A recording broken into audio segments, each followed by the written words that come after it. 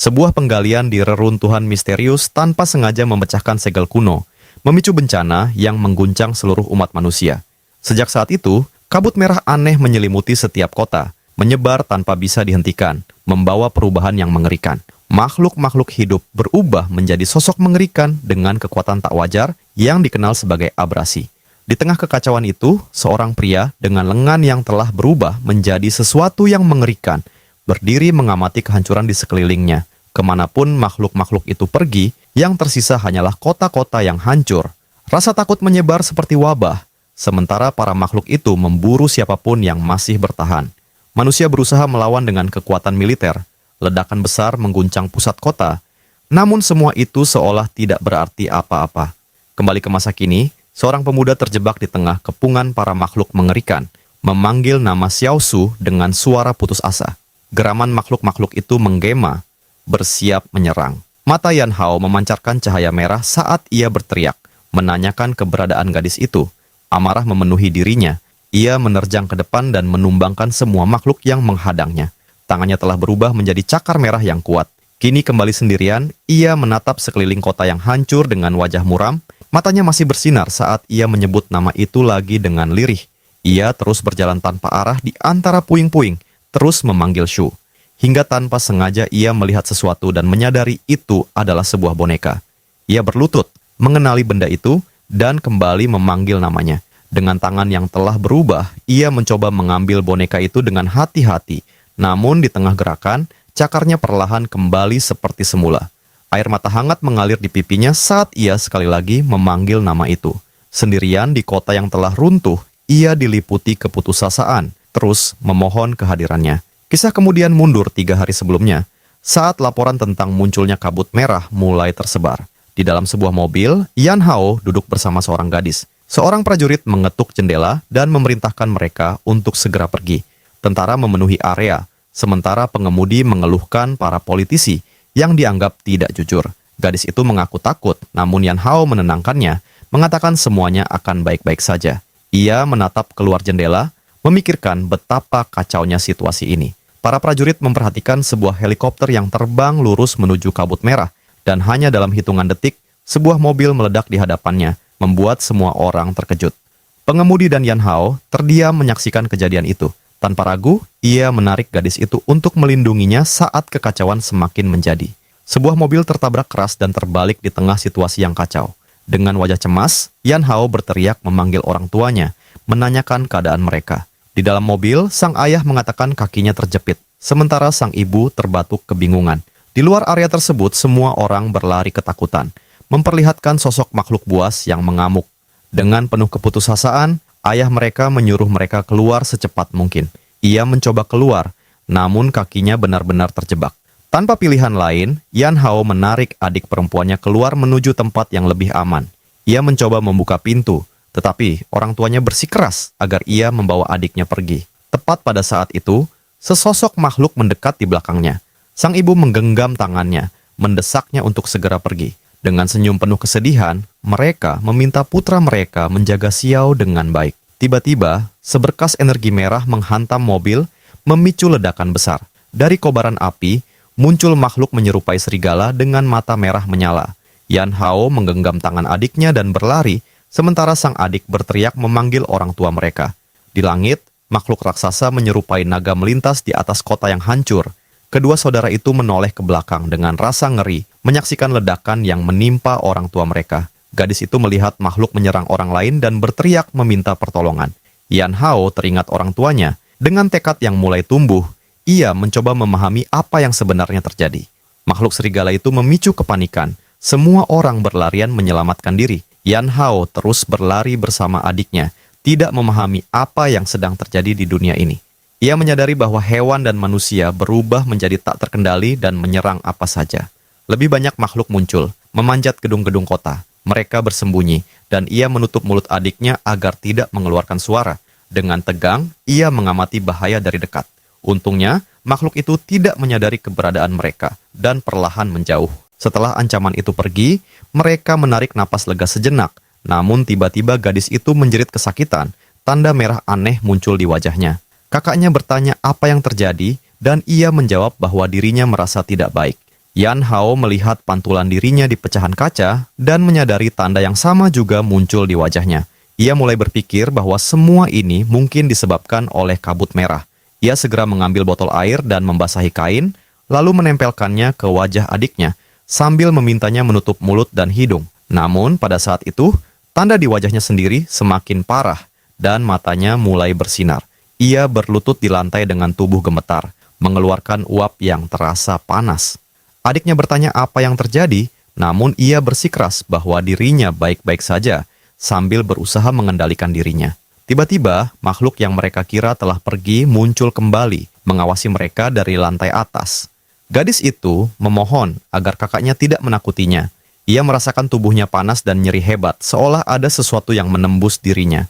Mendengar suara mereka, makhluk itu akhirnya menyadari keberadaan mereka dan bersiap menyerang. Yan Hao menarik adiknya menjauh dan menyuruhnya berlari saat makhluk itu menerjang. Dengan putus asa, mereka berlari keluar dari sebuah supermarket yang telah ditinggalkan. Namun di luar, makhluk raksasa menyerupai burung muncul di hadapannya. Keadaan semakin buruk saat makhluk serigala menghadang mereka di pintu masuk. Yan Hao memeluk adiknya, mengatakan agar ia tidak takut karena dirinya ada di sini. Makhluk naga yang lebih besar muncul, mengaum keras dan menggetarkan udara. Para makhluk itu mulai mengepung mereka dari segala sudut dengan aura menakutkan. Sambil memeluk adiknya, ia bertanya dalam hati, apakah ini akan menjadi akhir bagi mereka? Ia menarik adiknya masuk ke sebuah ruangan di belakang dan menyuruhnya bersembunyi. Yan Hao mengambil sebatang pipa, menyadari bahwa menghadapi makhluk itu adalah satu-satunya pilihan. Dengan teriakan penuh tekad, ia menyerang makhluk itu sekuat tenaga, namun makhluk tersebut menghancurkan senjatanya dengan satu sapuan ringan. Makhluk itu mengaum tepat di hadapannya, dan di saat itu, ia merasa segalanya mungkin akan berakhir baginya. Tanpa sempat bereaksi, makhluk itu langsung menerkam dan menggigit lengan Yan Hao dengan ganas. Meski dalam kondisi terluka, tiba-tiba sebuah panah melesat ke arah mata makhluk itu, hingga makhluk tersebut menjerit kesakitan. Di saat genting itu, saudara perempuannya muncul sambil membawa senjata, menyatakan bahwa ia akan membantu bertarung. Namun makhluk itu melesat mendekati sang gadis, dan dengan penuh kepanikan, ia berteriak memohon agar saudarinya segera pergi. Ia memohon agar gadis itu tidak menoleh ke belakang, ketika makhluk tersebut langsung mengejarnya. Tubuhnya kini semakin lemah, Yan Hao mulai batuk hebat, cairan merah keluar dari mulutnya. Tiba-tiba tubuhnya memancarkan cahaya merah, membuatnya kebingungan mengapa hal itu terjadi di saat seperti ini. Sementara gadis itu tersandung dan jatuh, tak berdaya menghadapi makhluk yang semakin mendekat. Dalam keputusasaan, ia berteriak memanggil nama saudarinya sambil menghantam dinding dengan keras. Seketika, seberkas energi merah menembus tubuh makhluk yang mengejar gadis itu. Yan Hao muncul dengan mata merah menyala, berdiri di atas tubuh makhluk yang telah dikalahkan. Dikuasai amarah, ia berteriak agar makhluk itu lenyap dan menyerangnya tanpa henti. Saudarinya hanya bisa menyaksikan dengan rasa ngeri saat kakaknya menghajar tubuh makhluk tersebut tanpa ampun. Ia kemudian memeluknya dari belakang, menanyakan apa yang terjadi dan memohon agar ia berhenti. Adiknya bersikeras bahwa semuanya baik-baik saja, namun gadis itu terus memohon agar ia menghentikan semuanya. Saat itu, ingatan terakhir ibunya muncul, menyuruhnya untuk berlari. Ia juga teringat pesan kedua orang tuanya untuk menjaga Xiao Su dengan baik, diikuti kenangan terakhir mereka yang memohon agar kedua bersaudara itu bertahan hidup. Kembali pada kenyataan, suara saudarinya perlahan menenangkannya. Gadis itu menatapnya dengan wajah penuh kekhawatiran. Ia pun tersenyum dan meminta maaf karena telah membuatnya cemas, sementara gadis itu bertanya apakah ia baik-baik saja. Namun pantulan di kaca memperlihatkan bahwa makhluk raksasa lain telah muncul di belakang mereka. Makhluk itu menghancurkan segalanya, dan Yan Hao dengan sigap mendorong saudarinya menjauh. Makhluk raksasa itu mengaum penuh amarah, siap menyerang keduanya. Yan Hao bersiap bertarung, menyebut makhluk itu sebagai burung jelek dan berteriak agar ia menjauh dari saudarinya. Ia menyerang dengan seluruh kekuatannya, melepaskan gelombang energi merah yang kuat untuk mendorong makhluk itu mundur. Ia kemudian membawa saudarinya ke tempat yang aman dan mengatakan bahwa ia akan menghadapi semua makhluk itu seorang diri. Ia menjelaskan bahwa makhluk besar itu telah mengincar mereka, sehingga ia harus memancingnya pergi. Saudarinya memeluknya erat, takut ia akan kehilangan kendali lagi. Namun Yan Hao menenangkannya dengan mengatakan bahwa kali ini ia tidak akan kehilangan kendali. Ia meminta gadis itu menunggu dan berjanji akan segera kembali. Dengan sorot mata penuh harapan, Gadis itu meminta janji bahwa ia akan kembali dengan selamat, dan Yan Hao menjawab dengan senyum yakin bahwa ia pasti akan kembali dalam keadaan baik. Setelah perpisahan itu, lubang gelap misterius muncul di lantai pasar. Ia berjalan pergi sambil berpikir bahwa memburu para makhluk aneh akan membuatnya semakin kuat untuk melindungi saudarinya. Yan Hao kemudian menghadapi makhluk raksasa dan menyatakan bahwa ia membutuhkan kekuatan yang lebih besar. Makhluk itu mengaum, dan ia berteriak agar makhluk itu segera menghilang. Namun, makhluk tersebut mengabaikannya. 3 serigala mengerikan pun mengepungnya, menggeram tanpa memberi waktu. Ia menyerang, salah satunya dengan pipa besi, menghantamnya dengan kuat hingga makhluk itu roboh tanpa ampun. Namun serigala lain berhasil menggigit lengannya, membuatnya menyebut mereka sebagai makhluk liar. Tiba-tiba tangannya berubah menjadi cakar, dan ia menghancurkan salah satu makhluk yang tersisa. Dengan senyum yang menyeramkan, ia bertanya-tanya apakah ini rasanya memiliki kekuatan. Adegan kemudian beralih ke langit, di mana sebuah pesawat militer bertempur melawan makhluk menyerupai naga. Makhluk raksasa itu mendarat dan menghadapi Yan Hao, yang kini dikelilingi makhluk lain. Ia kebingungan melihat lengannya yang telah berubah, bertanya-tanya apa yang sebenarnya terjadi. Tiba-tiba sebuah rudal meluncur dengan kecepatan tinggi ke arahnya. Saudarinya keluar dari tempat persembunyian dengan rasa khawatir. Namun ia berteriak agar gadis itu tidak keluar. Dalam sekejap, rudal itu meledak dan menimbulkan kehancuran besar. Di dekat pesawat yang jatuh, seseorang melaporkan bahwa masih ada korban yang selamat. Seorang prajurit melihat luka pada Yan Hao dan mengatakan agar ia ditinggalkan karena sudah terinfeksi. Para prajurit lain pun mengabaikannya dan hanya membawa gadis itu pergi. Mereka memasukkannya ke dalam helikopter dan mengatakan bahwa para makhluk akan segera kembali. Saat helikopter lepas landas, tangan Yan Hao yang telah berubah mencoba meraih dan memanggil nama adiknya. Di tengah kobaran api, gadis itu menatapnya dan bertanya mengapa ia tidak menyelamatkannya. Ia berteriak penuh keputusasaan saat dilahap api, sementara Yan Hao berusaha meraihnya. Tubuhnya yang terbakar berubah, dan ia berteriak memanggil nama saudarinya dengan penuh keputusasaan. Tiba-tiba ia terbangun dengan terkejut, menyadari bahwa semua itu hanyalah mimpi buruk. Ia menyadari bahwa mimpi yang sama terus berulang, dan bertanya-tanya di mana adiknya selama setengah tahun ini. Kemudian ia berdiri, merasa lega karena rahasianya belum diketahui siapapun. Ia teringat telah mencarinya di setiap tempat perlindungan, namun tidak menemukannya. Demi menemukan saudarinya, ia bergabung dengan militer perbatasan sebagai prajurit berpangkat rendah. Kini ia berada di pos perbatasan kota Cisi. Ia berlari menuju kaptennya, Jia Jun, dan meminta maaf karena terlambat. Seorang rekan mengeluh tentangnya, dan sang kapten menendangnya keras sebagai hukuman. Kapten itu kemudian mengirimnya ke pos jaga dan mengancamnya jika ia melakukan kesalahan, maka ia akan pergi ke neraka. Dari sana, ia mengamati kota yang hancur diselimuti kabut merah, bertanya-tanya apakah makhluk raksasa itu masih ada. Sementara itu, sang kapten mengeluh karena unit spesial khusus sudah berada di sana, namun para prajurit lain menertawakannya dan meragukan bahwa unit terkenal itu bisa gagal. Bahkan ada yang mengingat bagaimana mereka selalu menghancurkan makhluk aneh dimanapun berada. Di ketinggian, Yan Hao sempat berpikir betapa ia membenci bau kabut merah itu. Tiba-tiba ia menyadari bahwa kabut merah itu mulai terbelah di tengah. Dari kejauhan, ia melihat sesuatu yang sangat besar sedang mendekat. Di bawah, salah satu prajurit memperingatkan sang kapten bahwa ada sesuatu yang tidak beres. Para pria menatap kabut yang bergerak maju seperti gelombang raksasa yang siap menelan mereka. Di tengah kekacauan itu, 2 prajurit dari unit khusus berlari penuh kepanikan, berusaha menyelamatkan diri. Gelombang merah itu hampir menyusul. Sang kapten berteriak memerintahkan mundur, namun kabut lebih cepat dan menghantam salah satu prajurit. Tanpa ragu, sang kapten memerintahkan seluruh pasukan untuk mundur. Tetapi, sebelum sempat bereaksi lebih jauh, sebuah cakar tajam mencengkeram bajunya dari belakang. Seekor makhluk raksasa menatapnya dengan dingin, dan saat itu juga ia menyadari bahwa ajalnya telah tiba. Dari ketinggian, Yan Hao menyaksikan kepanikan dan teriakan para prajurit yang berlarian. Tanpa berpikir panjang, Yan Hao melesat turun dari menara, mendarat tepat di tengah kekacauan. Dengan lengannya yang telah berubah, ia mengalahkan satu makhluk dan menghitungnya sebagai yang pertama. Tak lama kemudian, monster yang jauh lebih besar mengaum dan menerjang ke arahnya. Ia menghindar dengan gesit, lalu menumbangkan makhluk lain, menjadikannya yang kedua dalam hitungannya. Menggunakan cakarnya, ia menyerap energi dari makhluk yang telah dikalahkan. Merasakan kekuatan dalam dirinya semakin bertambah dan keinginan untuk menyerap lebih banyak kekuatan pun semakin membara. Kini, 6 monster lain mengepungnya, siap menyerang kapan saja. Dengan senyum tipis, ia menantang mereka agar tidak mengecewakannya dalam pertarungan. Namun tiba-tiba, seberkas energi ungu jatuh dari langit dan menghancurkan seluruh makhluk itu dalam sekejap.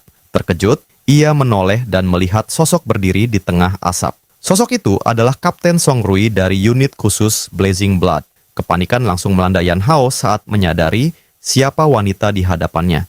Ia menatap kedua tangannya yang telah berubah, berpikir keras bagaimana mengembalikannya seperti semula. Kapten memerintahkan anak buahnya untuk membersihkan area dan memastikan tidak ada yang tertinggal.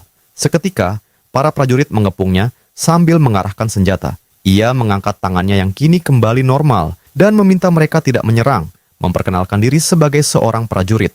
Namun tiba-tiba, sebuah makhluk besar muncul di belakangnya, siap menyerang. Dalam sekejap, makhluk itu sudah dilumpuhkan.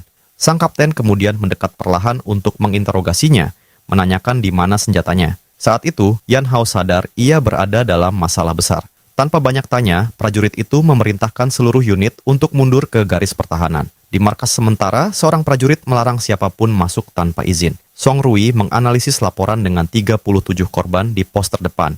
Yan Hao menelan ludah dan menegang, menunggu apa yang akan terjadi. Dalam kondisi terikat di kursi, ia mempertanyakan alasan penahanannya, padahal dirinya juga korban. Ia dituduh meninggalkan pos selama 2 jam tanpa izin. Berusaha mengelak, ia mengatakan hanya tertidur di reruntuhan. Namun seorang prajurit menuduhnya sering terlambat dan selalu dilindungi oleh kapten. Dengan tatapan tajam, Yan Hao mengancam rekannya agar tidak memfitnahnya. Song Rui mengamati semuanya dan menyimpulkan bahwa tim patroli memiliki banyak masalah. Di sisi lain, di sebuah rumah sakit, Kapten Jiajun bersin di atas ranjang dengan tubuh penuh perban. Song Rui meneliti berkasnya dan merasa aneh seorang prajurit baru bisa selamat dari serangan tersebut. Ia beralasan bahwa dirinya berlari jauh karena ketakutan, dan itulah yang menyelamatkannya. Song Rui kemudian bertanya mengapa bergabung jika begitu takut kehilangan nyawa. Dalam pikirannya, ia kembali meneguhkan tujuannya untuk menemukan adiknya, Xiao Su. Selama setengah tahun, ia menghindari semua orang dan mencarinya di setiap reruntuhan dan pemukiman. Kembali ke situasi sekarang, ia kembali dituduh meninggalkan tugas dan menyembunyikan informasi. Sang kapten mendekat dan menanyakan apakah ia memahami konsekuensi dari tindakannya. Dengan suara pelan di dekat telinganya, ia menanyakan apa yang sebenarnya terjadi pada tangannya. Ia juga mempertanyakan alasan kebohongannya dan tujuan sebenarnya berada di sana. Namun tiba-tiba, getaran kuat mengguncang seluruh bangunan. Sang kapten mengira itu gempa, tetapi Yan Hao mengenali sensasi tersebut. Ia berdiri dan berteriak agar semua orang segera menyelamatkan diri karena kawanan monster sedang mendekat. Dengan senyum tipis, sang kapten bertanya apakah ia mencoba kabur tepat di hadapannya. Dalam sekejap, serangan listrik membuatnya terpental keras ke tanah dan tak mampu bergerak. Para prajurit lain terkejut melihat kekuatan kapten dan memintanya untuk lebih tenang. Namun dampaknya membuat lantai runtuh dan semua orang terjatuh ke dalam lubang gelap. Mereka mendarat di sebuah gua bawah tanah dan kebingungan dengan keadaan sekitar.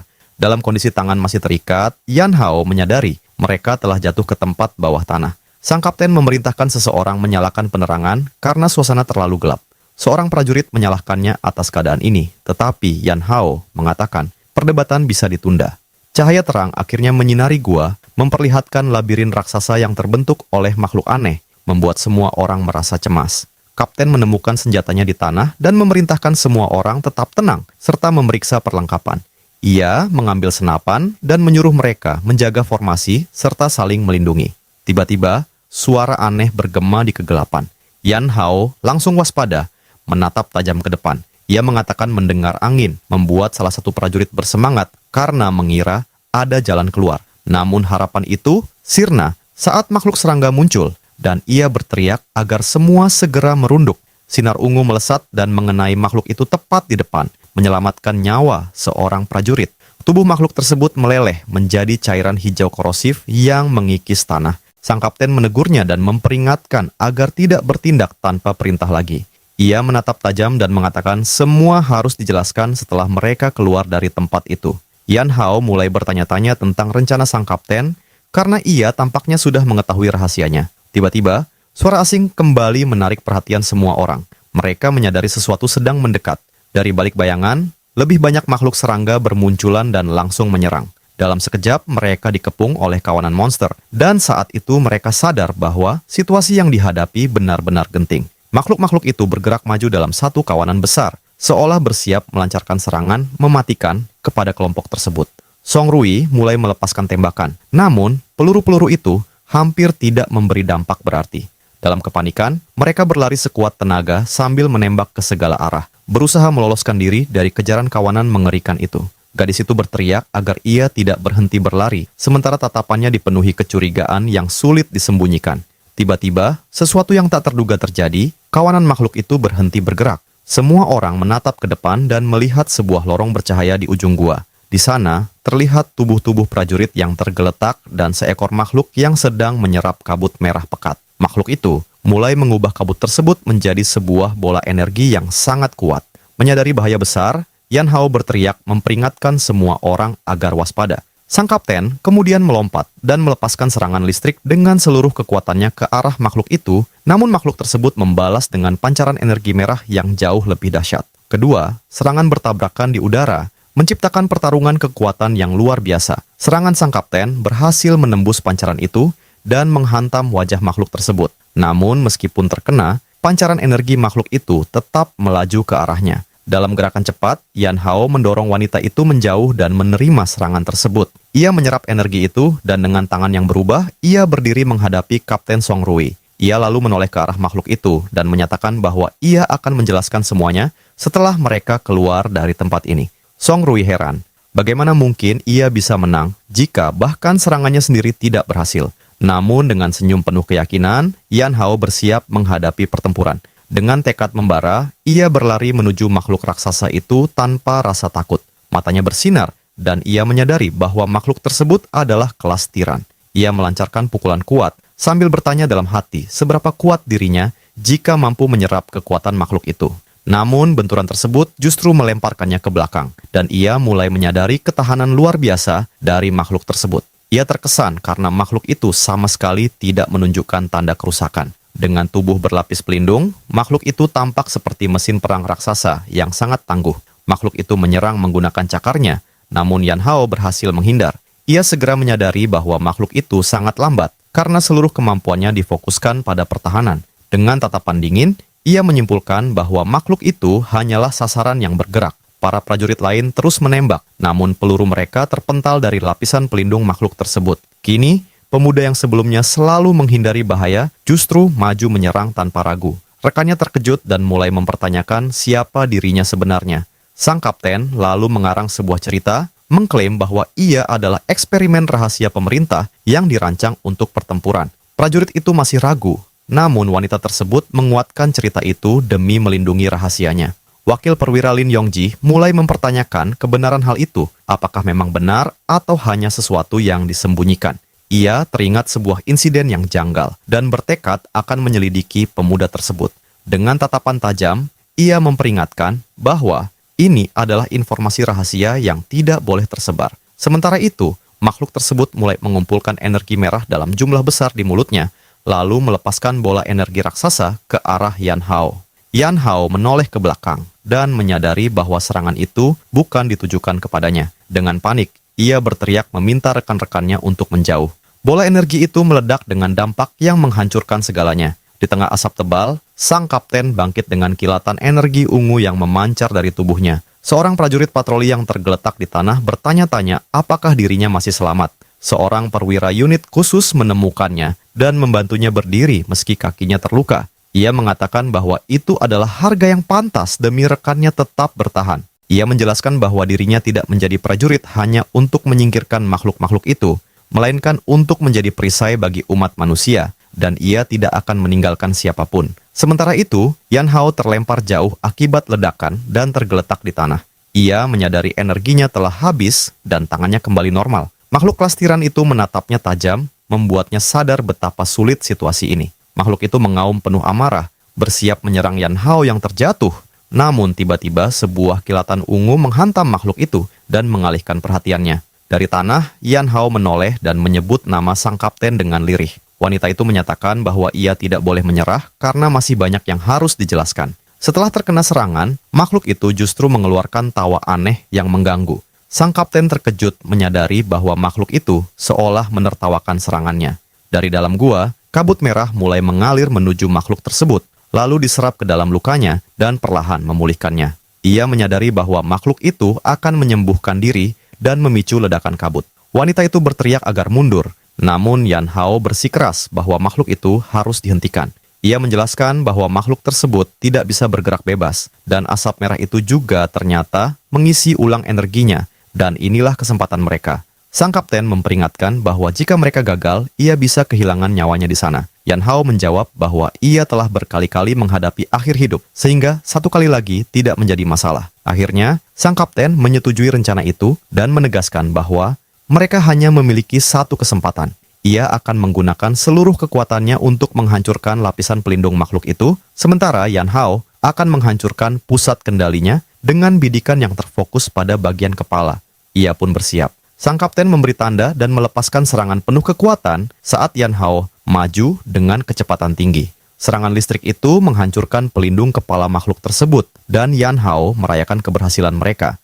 Dengan jalur yang terbuka, ia melompat untuk memberikan serangan terakhir kepada makhluk yang mengamuk itu. Cairan hijau keluar dari luka makhluk tersebut. Makhluk itu mengaum keras, membuat udara bergetar. Song Rui menyaksikan dengan terkejut, bertanya-tanya apakah rencana mereka berhasil. Sebuah ledakan kemudian melemparkan Yan Hao jauh dari sana. Kini makhluk itu berdiri namun kepalanya sudah tidak utuh dan sang kapten berteriak memanggil namanya. Wanita itu berlari menuju tubuh Yan Hao yang terbaring di tanah untuk memastikan keadaannya. Di saku pakaiannya, ia menemukan sebuah benda aneh yang menyerupai foto. Ia mengambil benda itu, sementara Yan Hao menggenggam sebuah kristal yang berasal dari makhluk tersebut. Kristal itu mulai memancarkan cahaya dan menyatu dengan tangan Yan Hao yang terbaring tak berdaya.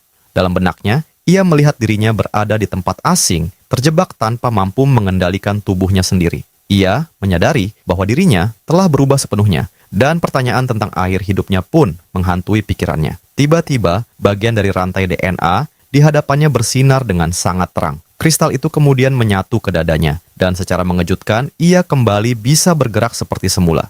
Ia merasakan sesuatu yang berbeda di dalam dadanya, sesuatu yang asing namun kuat. Ia mengenali bahwa itu adalah kristal milik makhluk mengerikan, dan bertanya-tanya bagaimana benda itu bisa berada di dalam dirinya. Tanpa peringatan, objek di dadanya mulai menyerap kabut merah di sekitarnya. Ia pun memahami bahwa kristal tersebut mencegahnya kehilangan kendali dengan menyerap kabut itu. Kini, ia mampu menyerap makhluk-makhluk buas dan berevolusi tanpa rasa takut kehilangan kesadaran. Namun, ia juga menyadari bahwa kristal itu memiliki batas dan mulai mendekati kondisi kelebihan muatan. Saat kristal itu mencapai batasnya, Yan Hao mendapatkan sebuah gagasan untuk memanfaatkan energi tersebut. Ia teringat bagaimana makhluk tadi menggunakan kabut dan berencana menyerap seluruh energi yang ada. Adegan kemudian beralih ke Yan Hao yang terbaring tak sadarkan diri di ranjang rumah sakit. Matanya bersinar merah, sementara kabut di sekelilingnya semakin pekat. Ia berteriak memanggil kabut untuk berkumpul dan memadatkannya menjadi sebuah bola merah. Sang kapten memasuki ruangan dan melihat bagaimana ia mengendalikan kabut dengan tangannya. Yan Hao melemparkan bola energi tersebut sambil memperingatkan wanita itu agar menyingkir. Energi itu menghantam sebuah bangunan di luar dan memicu ledakan besar. Adegan lalu kembali ke 5 menit sebelumnya di sebuah gedung rumah sakit besar. Di lorong, sang kapten berbicara dengan seorang prajurit mengenai wakil perwira yang terluka. Di dalam ruangan, pria yang terluka itu menanyakan identitas pemuda tersebut kepada wanita itu, namun ia hanya menjawab bahwa kasusnya bersifat rahasia tingkat tinggi dan menyuruhnya fokus pada pemulihan. Ia juga memberitahu bahwa dirinya telah mengajukan pemindahan pria itu ke sektor logistik. Wakil kapten menundukkan wajahnya, memperingatkan gadis itu bahwa semua akan dilaporkan kepada ayahnya yang merupakan kepala staf. Song Rui dengan nada tegas berkata bahwa dalam kondisi terluka, ia kehilangan hak komunikasinya dan dibatasi geraknya. Di luar, wanita itu bertanya kepada seorang prajurit mengenai lokasi perawatan Yan Hao. Mereka pun tiba di depan kamar 314. Sang kapten memerintahkan penjagaan ketat dan melarang siapapun masuk. Namun saat pintu dibuka, ia melihat Yan Hao hendak meluncurkan bola energi. Wanita itu terkejut dan berteriak memanggil namanya dengan putus asa. Yan Hao melepaskan energi tersebut sambil memperingatkan agar ia segera menyingkir. Dalam gerakan cepat, wanita itu menjatuhkan diri ke lantai untuk menghindar. Tetapi bola energi itu justru mengenai prajurit di luar secara langsung. Serangan itu menembus bangunan dan menghantam bangunan lain, menciptakan ledakan besar. Dari ruangannya, wakil perwira menyaksikan kehancuran itu dan terkejut oleh kekuatan pemuda tersebut. Prajurit yang terjatuh di lantai mengeluhkan nasib buruknya sambil meminta pertolongan. Wanita itu dengan rasa takut mengenali serangan tersebut dan bertanya-tanya bagaimana Yan Hao bisa menggunakan kemampuan makhluk itu.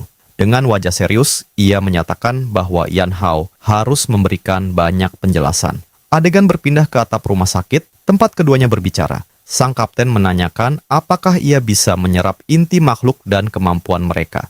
Yan Hao menjelaskan bahwa ia mampu menyerap kabut dan kristal di dadanya dapat memperbaiki dirinya sendiri. Wanita itu tersenyum, terkesan dengan kemampuan luar biasa tersebut. Namun, Yan Hao mengungkapkan bahwa dengan memperoleh kekuatan makhluk, ia juga berisiko menjadi seperti mereka. Ia pun bertanya apakah dirinya masih bisa dianggap manusia. Sang kapten menjawab bahwa ia adalah keberadaan yang unik dan segalanya bergantung pada bagaimana ia menggunakan kekuatannya. Ia berjalan mendekat sambil mengatakan bahwa kekuatan itu bisa menjadi bencana sekaligus senjata. Wanita itu kemudian menawarkan dua pilihan, bergabung dengan pasukannya atau diklasifikasikan sebagai ancaman dan disingkirkan seperti makhluk-makhluk buas. Yan Hao mengulang kata disingkirkan dengan tatapan penuh curiga. Ia meragukan pasukan kota mampu mengalahkannya, namun mengakui bahwa ia tidak sebanding dengan sang kapten. Wanita itu menyebutnya terlalu percaya diri dan menawarkan berbagai keuntungan jika ia bergabung. Yan Hao mempertanyakan alasan merekrut seseorang seberbahaya dirinya. Wanita itu mengakui bahwa ia membutuhkannya untuk tujuan tertentu dan menegaskan bahwa mereka bukan musuh. Dengan tatapan misterius, ia menjawab pertanyaannya dengan kemungkinan yang belum pasti. Ia lalu menyerahkan sesuatu sebagai bentuk kesepakatan. Yan Hao terkejut melihat sebuah foto dirinya bersama saudara perempuannya dan bertanya bagaimana ia mendapatkannya. Wanita itu menawarkan bantuan melalui jaringan intelijen untuk menemukan saudara tersebut. Yan Hao berpikir bahwa dengan pangkat lebih tinggi, penyelidikan akan menjadi lebih mudah. Ia menerima tawaran itu, namun mengajukan satu syarat. Dengan senyum tipis, ia meminta kenaikan gaji karena telah menghabiskan seluruh uangnya untuk mencari saudaranya. Sang kapten menyetujui dan menetapkannya sebagai prajurit dengan bayaran tertinggi, lalu memerintahkannya untuk segera bertugas. Yan Hao setuju dan bersiap mengurus perpindahannya, tetapi tiba-tiba berhenti seolah teringat sesuatu. Wanita itu mengingatkannya bahwa biaya kerusakan rumah sakit telah dibayarkan olehnya dan akan dipotong dari gajinya. Dalam benaknya, ia teringat seseorang dan berjanji akan menemukan jalan. Yan Hao menggerutu soal biaya tersebut. Sementara wanita itu yakin bahwa dirinya adalah kunci untuk mengembalikan sesuatu yang menyimpang menjadi manusia kembali. Adegan beralih ke markas tim patroli kota. Yan Hao terkejut mengetahui prajurit tersebut juga akan bergabung dengan unit khusus. Rekannya mengatakan bahwa kini mereka bisa saling membantu, terutama karena para kapten mengaguminya. Yan Hao berusaha mengingat nama pria itu, namun ia menyadari bahwa dirinya tidak pernah benar-benar memperhatikannya. Prajurit itu memberi isyarat dan memberitahu bahwa Kapten Jia dalam kondisi baik dan berada tidak jauh dari sana. Yan Hao menoleh dan melihat sekelompok prajurit berkumpul membentuk lingkaran. Seorang pria berambut merah sedang mengejek Kapten Jia yang menggunakan penopang berjalan. Kapten pertahanan, Zhang Xi, menyerangnya dan mempermalukannya di depan semua orang. Rekan Yan Hao merasa marah dan bergegas maju untuk membela Jia, tetapi para prajurit menjatuhkannya dan menahannya sementara ia berteriak memanggil kapten. Zhang Xi mencengkeram kerah Jia dan mengancamnya, memaksanya melakukan tindakan yang merendahkan. Dengan senyum penuh niat buruk, ia bahkan mengancam akan melukai prajurit lain. Kapten Jia pun dipenuhi amarah, rahangnya mengeras saat menahan emosi yang membara. Demi melindungi anak buahnya, sang kapten yang terluka perlahan mulai berlutut di tanah. Namun Yan Hao segera menahannya dan menegaskan bahwa hal itu tidak perlu dilakukan. Yan Hao mengingatkan bahwa sang kapten telah banyak membantunya, dan kini saatnya ia membalas kebaikan tersebut. Ia kemudian berbalik menghadapi para pria di hadapannya, menyatakan dengan tegas bahwa tidak seorang pun akan menyentuh Kapten Jia. Anak buah Zhang Xi murka melihat campur tangan pendatang baru itu, dan tanpa ragu mereka langsung menyerbu dengan membawa pipa untuk menyerangnya. Dengan tatapan penuh fokus, Yan Hao bersiap menghadapi mereka sendirian. Dalam sekejap, ia menjatuhkan orang pertama dengan tendangan presisi sambil menghitungnya. Orang kedua menerima pukulan lurus ke wajah sebelum sempat bereaksi. Dengan gerakan lincah, ia menghindar dan melayangkan serangan ke orang ketiga. Orang keempat sekaligus yang terakhir dihantam dengan siku kuat ke perut hingga terpental dan menghantam tanah keras, membuat permukaan beton retak.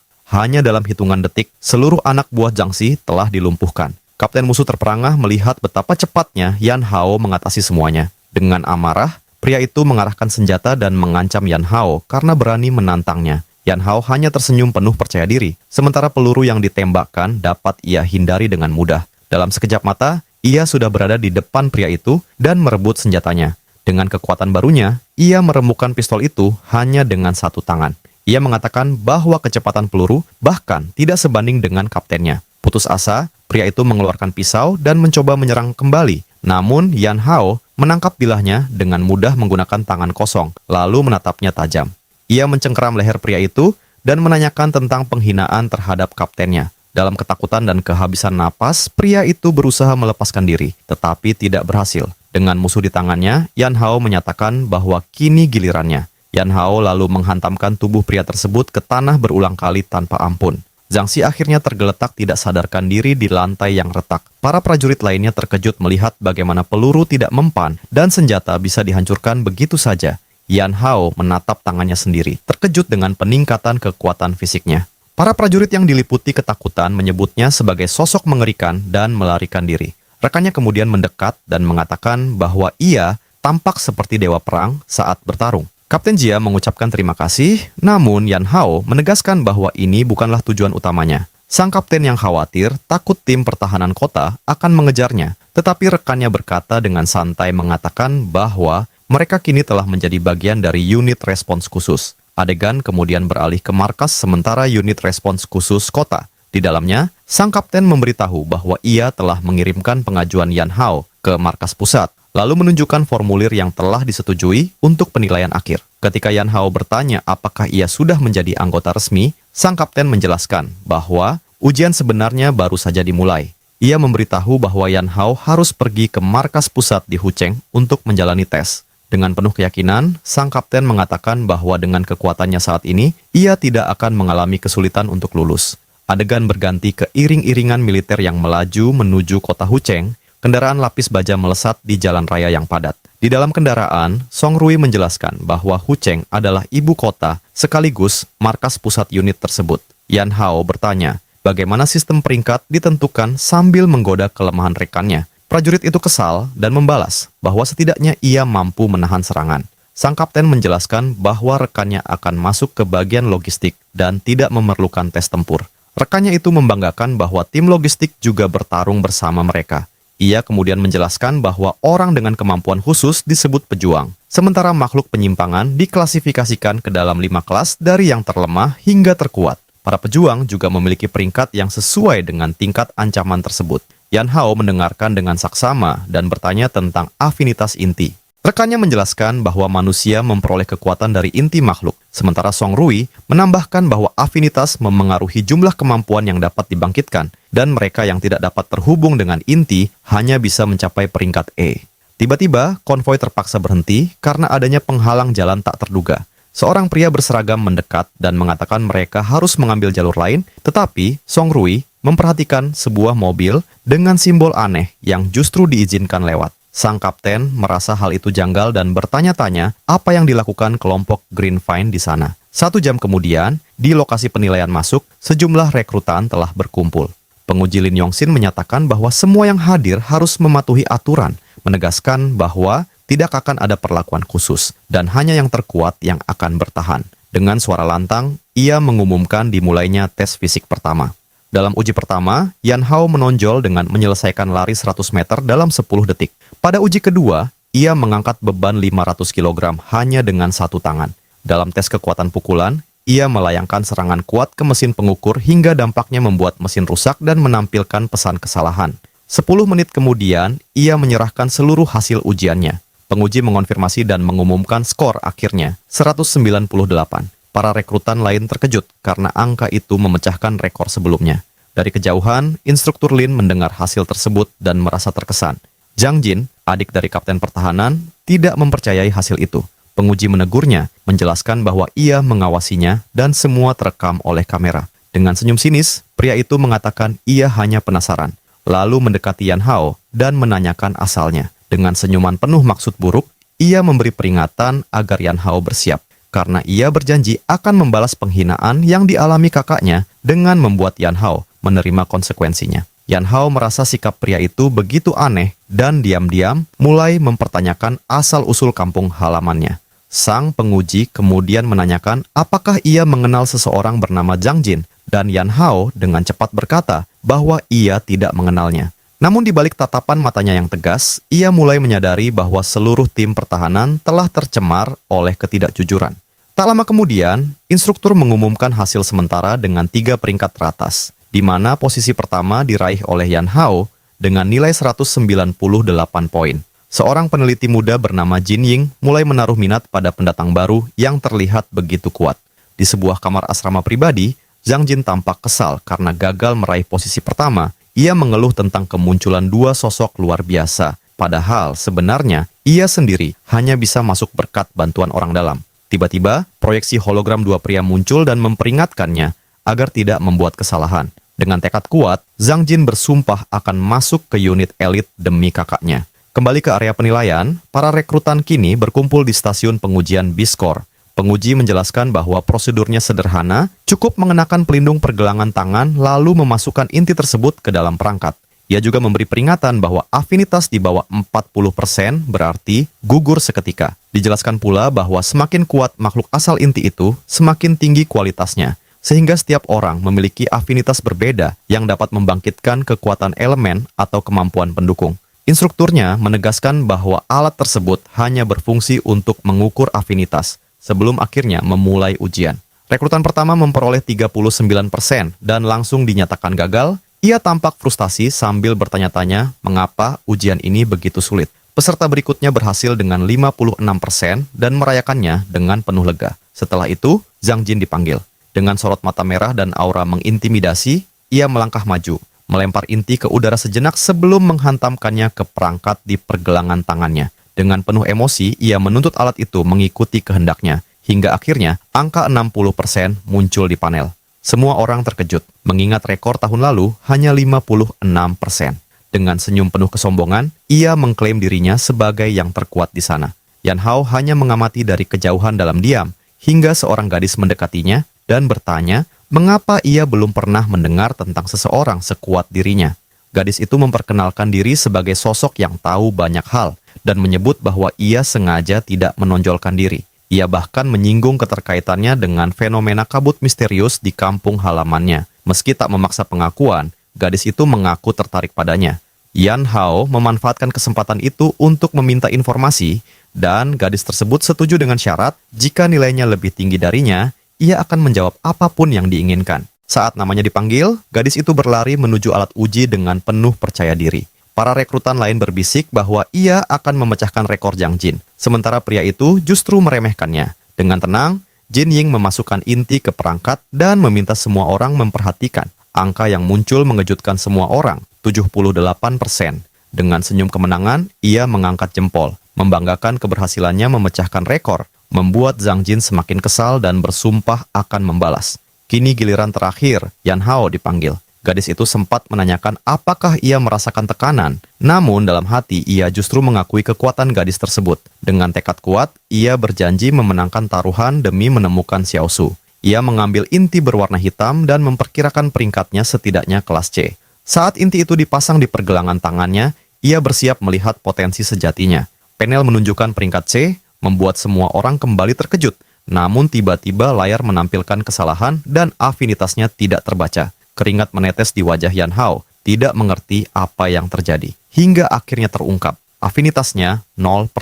Suasana seketika berubah, Zhang Jin tertawa keras mengejeknya sebagai sosok yang tidak berarti, bahkan menyindir bahwa inti itu sendiri menolaknya. Yan Hao tetap diam, namun ia merasakan ada sesuatu yang tidak beres. Gelang di tangannya mulai bersinar merah gelap, sementara inti itu perlahan meleleh. Dengan mata yang ikut bersinar, ia merasakan energi tersebut terserap ke dalam tubuhnya tanpa kendali. Gadis yang berada di dekat mesin terkejut karena hal seperti ini belum pernah terjadi sebelumnya. Bahkan nilai terendah yang pernah ada hanya 1%. Dengan penuh semangat, ia segera mencatat kejadian itu untuk ditunjukkan kepada seseorang yang lebih berpengalaman. Di sisi lain, rivalnya menyadari keanehan tersebut. dengan senyum licik melaporkannya kepada instruktur Lin, menuduh bahwa Yan Hao telah mengambil inti tersebut. Sang penguji pun curiga dan memerintahkan Yan Hao mengangkat tangannya. Semua orang melihat dengan jelas bahwa inti itu telah lenyap dari perangkat. Pimpinan menuntut penjelasan, namun Yan Hao berpura-pura tidak tahu apa yang terjadi. Dalam benaknya, ia sadar harus segera mencari alasan agar tidak dijadikan bahan percobaan. Dengan keberanian besar, ia pun memutuskan mengambil risiko, berpura-pura bahwa perubahan aneh ini adalah kemampuan baru yang baru saja bangkit dalam dirinya. Pada saat itu, energi merah menyelimuti lengannya dan perlahan berubah menjadi cakar raksasa yang menggetarkan suasana. Melihat pemandangan yang begitu mengerikan, Zhang Jin mundur dengan wajah penuh ketakutan, berusaha memahami makhluk seperti apa yang sedang ia hadapi. Sang penguji segera mengeluarkan senjata listrik dan memerintahkan seluruh rekrutan untuk waspada serta mundur. Jin Ying hanya bisa tersenyum, seakan kagum dengan pria di hadapannya. Zhang Jin mengira ia telah terinfeksi, sementara kapten memperingatkan semua orang agar menjauh dari bahaya. Pria itu yakin satu-satunya pilihan yang tersisa adalah menyingkirkan Yan Hao saat itu juga sebelum keadaan semakin memburuk. Namun, tiba-tiba, Jin Ying mencoba menarik perhatian Yan Hao, menanyakan apakah ia masih bisa mendengar suaranya. Gadis itu terkesima oleh kekuatan yang muncul dan meyakini itu hanyalah teknik langkah tingkat tinggi. Dengan tenang, Sang Yan Hao menoleh dengan kebingungan dan bertanya apa yang sebenarnya terjadi pada semua orang di sekitarnya. Instruktur Lin tetap siaga dan segera memastikan apakah Yan Hao masih sadar sepenuhnya. Yan Hao kemudian menghilangkan energi dari lengannya dan menjelaskan bahwa batu itu masuk ke dalam tubuhnya dengan sendirinya. Gadis itu langsung memegang lengannya dengan penuh antusias, mengatakan bahwa ia tidak kehilangan kendali dan kejadian ini benar-benar belum pernah terjadi sebelumnya. Sang penguji akhirnya menghela napas lega dan menyebut bahwa prajurit itu mendapatkan keberuntungan besar dengan kemampuan yang begitu berharga. Yan Hao merasa canggung dengan kedekatan gadis itu dan bertanya bagaimana ia bisa mengetahui begitu banyak hal. Sambil mengedipkan mata dan berpose manis, gadis itu menyebut dirinya hanya sosok misterius yang tahu segalanya. Namun, instruktur membongkar rahasia itu dengan menjelaskan bahwa gadis tersebut berasal dari divisi intelijen teknis dan merupakan putri seorang jenderal. Akhirnya, pria itu memutuskan menghentikan situasi tersebut dan mengulurkan tangannya, meminta Yan Hao mengembalikan batu itu. Yan Hao menggaruk kepalanya dengan sedikit rasa malu, menjelaskan bahwa ia bukan menolak untuk mengembalikannya, tetapi benda itu telah menempel permanen di tubuhnya, terlihat jelas di pergelangan tangannya. Mendengar hal itu, rivalnya yang berambut biru terkejut menyadari bahwa batu tersebut benar-benar telah menyatu dengan tubuh Yan Hao, dan dengan senyum licik, ia memutuskan untuk melaporkan hal ini kepada atasannya sebagai subjek penelitian yang sempurna. Adegan kemudian beralih ke sebuah ruang radiologi besar di laboratorium, di mana Yan Hao terbaring menjalani pemindaian dalam mesin raksasa. Para dokter menatap layar dengan keterkejutan karena batu itu telah menyatu dengan tulangnya. Salah satu spesialis meminta pendapat direktur penelitian, yang kemudian tersenyum dan menyatakan bahwa rekrutan itu menyimpan rahasia besar yang layak diteliti secara mendalam. Tiba-tiba, seorang komandan berpangkat tinggi berambut putih memasuki ruangan, ingin mengetahui situasi yang sebenarnya. Peneliti itu terlihat sangat bersemangat dan menanyakan apakah aturan batas kekuatan masih berlaku. Namun, sang perwira militer memintanya berhenti berlebihan dan langsung menjelaskan keadaan. Dengan penuh kebanggaan, ketua penelitian menyatakan bahwa mesin ciptaannya tidak mungkin menunjukkan hasil 0%. Dengan penuh harap, gadis pirang menggoyangkan lengan ayahnya, memohon agar misteri itu segera diungkap. Dengan mata yang bersinar, Jin Ying menjelaskan bahwa potensi Yan Hao telah melampaui batas mesin, bahkan melebihi angka 100%, membuat komandan elit itu tertegun. Tanpa membuang waktu, pemimpin itu berbalik dan memerintahkan instruktur untuk mengikutinya saat itu juga. Sementara itu, Yan Hao yang masih terbaring menyadari bahwa batu di dadanya mulai berubah menjadi merah pekat. Ia teringat masa lalu dan memahami bahwa menyerap batu lain akan memperkuat batu utamanya. Sistem di dalam dirinya memberikan notifikasi peningkatan, membuatnya sadar bahwa ia bisa menjadi lebih kuat dengan berburu monster. Tak lama kemudian, terlihat bangunan besar menjulang tinggi, markas utama pertahanan militer. Di dalamnya, Kapten Song Rui yang pernah memimpin berusaha memasukkannya ke dalam timnya sendiri. Namun, seorang perwira militer yang lebih tinggi menegurnya dan mempertanyakan ketertarikannya pada rekrutan itu. Dengan penuh desakan, wanita itu mengungkapkan bahwa pria tersebut adalah ayahnya, dan ia tidak bisa mengingkari janjinya pada Yan Hao. Dengan sikap dingin, sang ayah menyatakan bahwa rekrutan itu sudah ditugaskan ke tim resmi lain dan melarang putrinya berselisih hanya karena seorang prajurit, lalu memerintahkannya kembali bekerja. Dengan perasaan kecewa, ia menuruti perintah, tetapi dalam hatinya ia bertekad mencari cara lain. Tak lama setelah itu, suasana beralih ke barak asrama ketika seseorang memanggil Yan Hao dengan suara keras. Teman pirangnya datang berlari dengan penuh semangat, membawa kabar misi berpasangan untuk mereka berdua. Yan Hao hanya berkedip bingung, belum memahami apa yang terjadi, hingga sistem mengonfirmasi bahwa ia kini menjadi bagian dari skuad elit. Di ruang pengarahan, instruktur menjelaskan bahwa misi hari ini hanya untuk mengintai lokasi dan menilai tingkat bahaya. Dengan senyum percaya diri, gadis pirang menyatakan bahwa pengumpulan data adalah keahliannya dan ia siap membantu. Tak lama kemudian, para prajurit berangkat menggunakan konvoi kendaraan lapis baja menyusuri jalan tanah. Di dalam kendaraan, Jin Ying memperingatkan bahwa sarang tingkat rendah tersebut memiliki terowongan yang sangat membingungkan. Gadis itu menambahkan peringatan tentang lebah besi beracun. Sementara Yan Hao merasa pengiriman beberapa kendaraan sekaligus terasa berlebihan. Terkejut dengan ucapannya, pengemudi menjelaskan bahwa makhluk itu jauh dari sekadar lebah biasa. Saat menatap keluar jendela, Yan Hao melihat puluhan titik hitam kecil berterbangan di langit dan merasa heran. Namun kenyataannya, titik-titik itu adalah serangga raksasa, dan gadis itu langsung panik saat menyadari mereka adalah kelas pengintai. Dengan penuh kepanikan, pengemudi meminta semua orang berpegangan erat sambil memutar kemudi sekuat tenaga. Pada saat yang sama, kendaraan itu mengerem tajam untuk menghindari duri-duri tajam yang jatuh dari langit.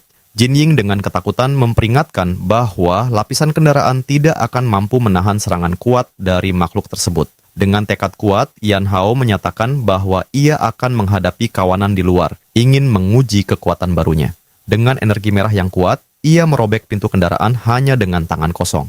Mengangkat pintu itu seperti perisai. Ia menyuruh rekan-rekannya berlindung sebelum melompat keluar. Dengan lompatan dahsyat, ia menghantam serangga-serangga di udara, menggunakan pintu yang kini diselimuti aura merahnya. Pengemudi hanya bisa tertegun, bertanya-tanya kekuatan luar biasa apa yang mampu mengubah pintu menjadi senjata. Sementara itu, gadis pirang teringat kejadian sebelumnya dan menyadari bahwa aura Yan Hao tidak hanya melindungi, tetapi juga mampu mengubah benda menjadi alat bertarung yang mematikan. Dengan penuh semangat, Jin Ying mencatat setiap data, menyadari bahwa ia mampu mengubah apapun menjadi senjata. Tiba-tiba, sebuah sinar hijau yang sangat kuat menghantam perisai darurat milik Yan Hao di tengah pertempuran. Meski mampu menahan benturan itu, pemuda tersebut menyadari bahwa serangan tajam berwarna hijau itu hampir saja menembus seluruh pertahanannya. Menyadari adanya penyerang berbahaya yang bersembunyi, ia segera menyuruh gadis berambut pirang dan sang pengemudi untuk mencari perlindungan. Tanpa ragu, keduanya berlari dan berlindung di balik batu besar di dekat pegunungan. Saat itu pula, seorang prajurit bertubuh besar mendekat, mengungkapkan bahwa makhluk seperti lebah di sarang tersebut sangat takut terhadap api. Namun sebelum sempat bertindak, pria itu tiba-tiba tertembus oleh energi hijau mematikan. Akibatnya, tangki bahan bakar di punggungnya bocor dan memicu ledakan besar di area tersebut. Terlindungi oleh perisainya, Yan Hao menoleh dan menemukan makhluk yang menembakkan duri hijau itu. Sementara itu, sang gadis menganalisis makhluk tersebut melalui perangkatnya dan diliputi ketakutan saat mengetahui bahwa itu adalah ratu kelas pemburu. Ia putus asa, menyadari bahwa intelijen militer telah gagal karena sarang itu ternyata merupakan zona dengan tingkat bahaya tinggi. Dengan sigap menyingkirkan makhluk lebah biasa, Yan Hao menyatakan bahwa ia akan fokus mengalahkan pemimpin mereka dan meminta bantuan temannya.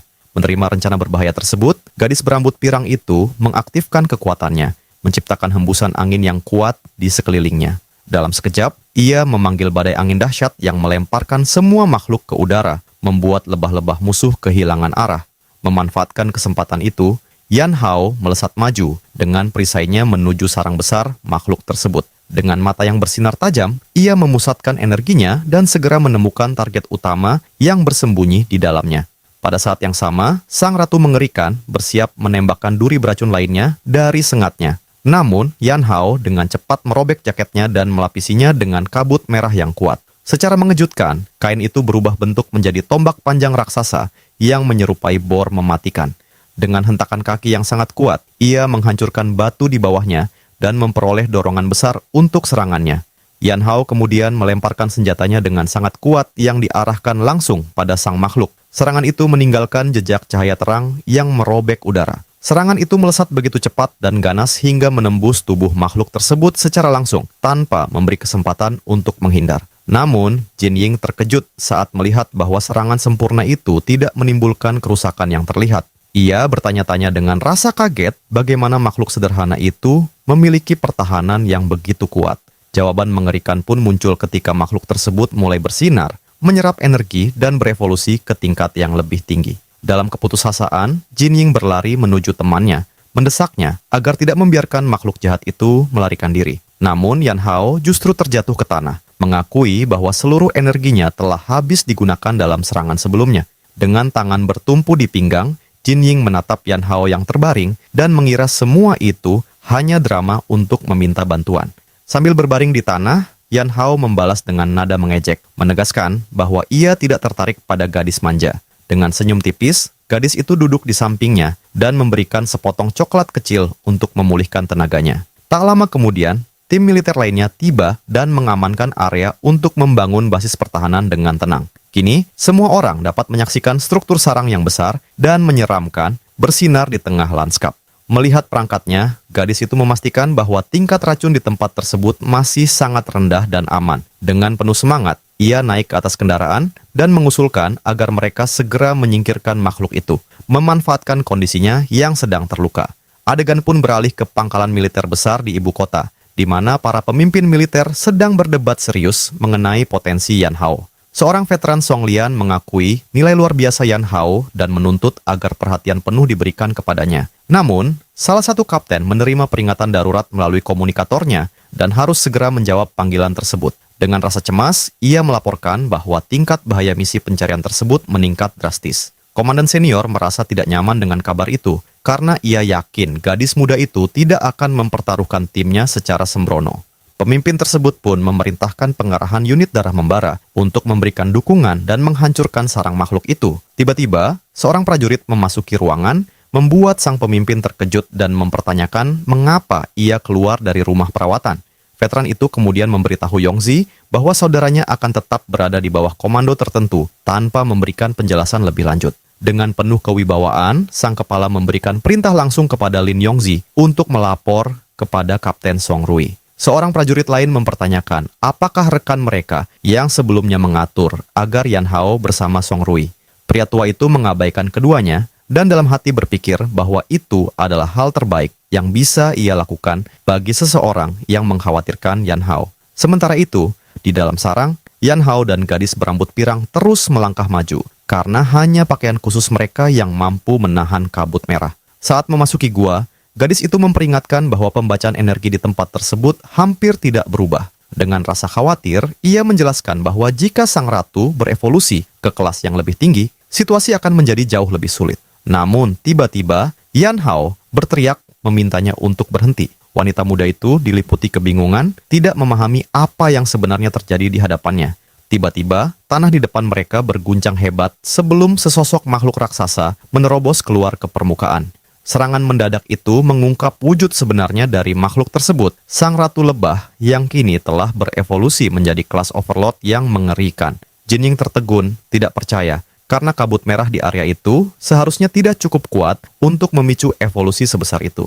Keadaan semakin memburuk ketika lebah-lebah berbisa lainnya juga tampak jauh lebih kuat dari sebelumnya. Keputusasaan mulai menyelimuti Jin Ying saat ia menyadari bahwa tingkat kabut telah melampaui batas siaga. Namun tidak ada alarm yang berbunyi. Pada saat itu juga, ia mulai terbatuk hebat dan terjatuh berlutut, merasakan dampak kabut yang menyerang tubuhnya. Dengan napas tersengal, ia mengungkapkan bahwa pakaian pelindung mereka telah dirusak, menandakan adanya pengkhianat di unit Blazing Blood. Sarang itu kembali bergetar, dan beberapa duri besar muncul dari lubang, menjadi pertanda bahwa lebih banyak makhluk akan segera datang. Tanpa berpikir panjang, Yan Hao meraih tangan rekannya, dan mereka pun berlari menjauh dari bahaya. Yan Hao menyadari bahwa kabut itu justru menguntungkannya, tetapi prioritasnya tetap menyelamatkan temannya. Dengan tendangan kuat, ia menghancurkan sebuah batu besar untuk menciptakan tempat perlindungan kecil yang aman. Ia meminta rekannya bersembunyi di sana, meyakinkannya bahwa ia bisa bertahan untuk sementara.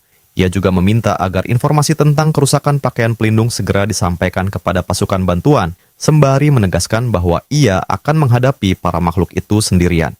Dengan penuh keyakinan, gadis itu menerima tugas tersebut dan berjanji akan mengirim seluruh data terbaru ke markas. Saat melihat Yan Hao berjalan menuju pertempuran, sang gadis memanggil namanya, ingin memberikan peringatan terakhir.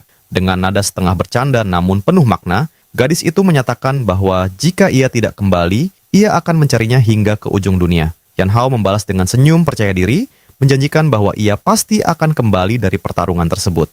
Ia pun berbalik menghadapi para makhluk. Menghadapi sang ratu, Yan Hao menyadari bahwa kini ia mampu melindungi orang-orang yang ia sayangi dan menepati janji yang pernah ia buat dengan Xiao Su. Dengan tekad bulat, ia menciptakan sebuah bola energi merah, meyakinkan dirinya bahwa ia tidak akan gagal. Ia mendapati dirinya dikelilingi sepenuhnya oleh lebah raksasa dan ratu mereka yang mengerikan.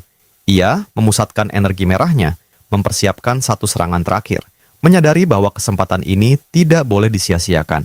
Dengan usaha besar, ia memadatkan seluruh kekuatan merah itu menjadi satu bola energi murni, lalu melepaskan serangan semburan merah yang menciptakan pancaran kehancuran dahsyat. Ledakan merah raksasa itu melahap segala sesuatu di jalurnya dengan kekuatan luar biasa, namun serangan itu justru menghantam formasi batu besar di kejauhan dan menciptakan dampak hebat di sana. Ketika debu mulai menghilang, Yan Hao menatap ke depan, bertanya-tanya apakah serangannya berhasil. Tiba-tiba, ia menyadari kabut merah aneh kembali terbentuk di sekitar kakinya. Dengan terkejut, ia melihat semua makhluk itu masih bertahan. Mata mereka bersinar di balik kepulan asap. Ia tidak percaya bahwa serangan terkuatnya sama sekali tidak memberikan hasil.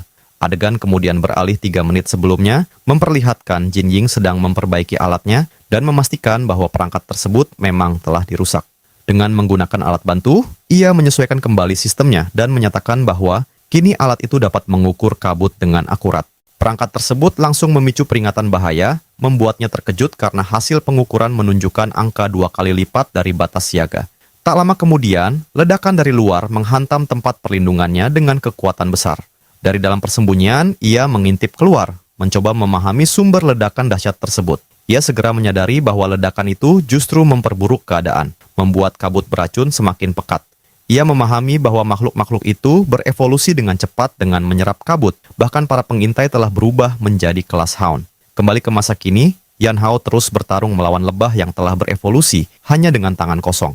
Ia mulai menyadari bahwa semakin lama ia bertarung, makhluk-makhluk itu justru semakin kuat. Meskipun kabut memberinya keuntungan, ia merasakan energinya terkuras jauh lebih cepat daripada pemulihannya. Sambil menahan serangan berikutnya, ia menyadari bahwa dengan ritme seperti ini, ia akan segera kehabisan tenaga.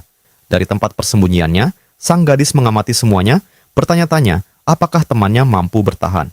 Ia kemudian melihat tanda di leher Yan Hao dan menyadari bahwa pakaian pelindungnya juga telah dirusak oleh pengkhianat. Melihat alat pengukur, ia memahami bahwa tingkat kontaminasi di sekitarnya tidak akan berhenti meningkat.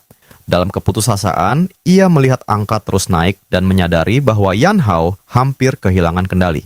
Dengan tekad kuat untuk membantu, ia menciptakan bola angin dan menyatakan bahwa ia harus menyebarkan kabut di sekitar Yan Hao. Dengan gerakan cepat, ia meluncurkan teknik peluru tekanan angin ke arah temannya. Serangan angin itu mengenai sasaran dan mulai berputar, menciptakan pusaran yang mendorong kabut merah menjauh. Sambil memberi isyarat semangat, ia berteriak agar kesempatan itu dimanfaatkan dan menyerang sekarang juga tanpa ragu. Yan Hao tampak mengaktifkan suatu perangkat di tangannya, seolah hendak memicu sesuatu dengan satu tekanan. Namun hembusan angin itu justru mengenainya, membuatnya bingung di tengah pertempuran, tidak memahami apa yang sedang terjadi. Dengan terkejut, ia mengeluh pelan saat menyadari bahwa serangan tak terduga itu justru datang dari rekannya sendiri. Ia menyadari bahwa kabut telah menghilang, dan bersamaan dengan itu, sumber energinya pun terputus sepenuhnya. Memanfaatkan celah yang terbuka, kawanan lebah mengerikan itu bersiap melancarkan serangan terhadap prajurit yang telah melemah. Makhluk-makhluk itu kemudian melepaskan hujan duri hijau beracun ke arah pemuda tersebut. Tanpa tenaga untuk melindungi diri, Yan Hao menerima serangan itu secara langsung dan terpental keras menghantam tanah. Duri-duri itu mengenai tubuhnya tepat sasaran, dan racun mulai melumpuhkan seluruh tubuhnya saat ia terjatuh.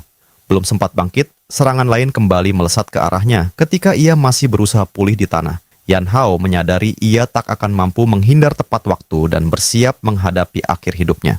Namun secara tak terduga, Komandan Lin muncul dan menggunakan tubuhnya sendiri sebagai perisai untuk melindunginya dari serangan itu.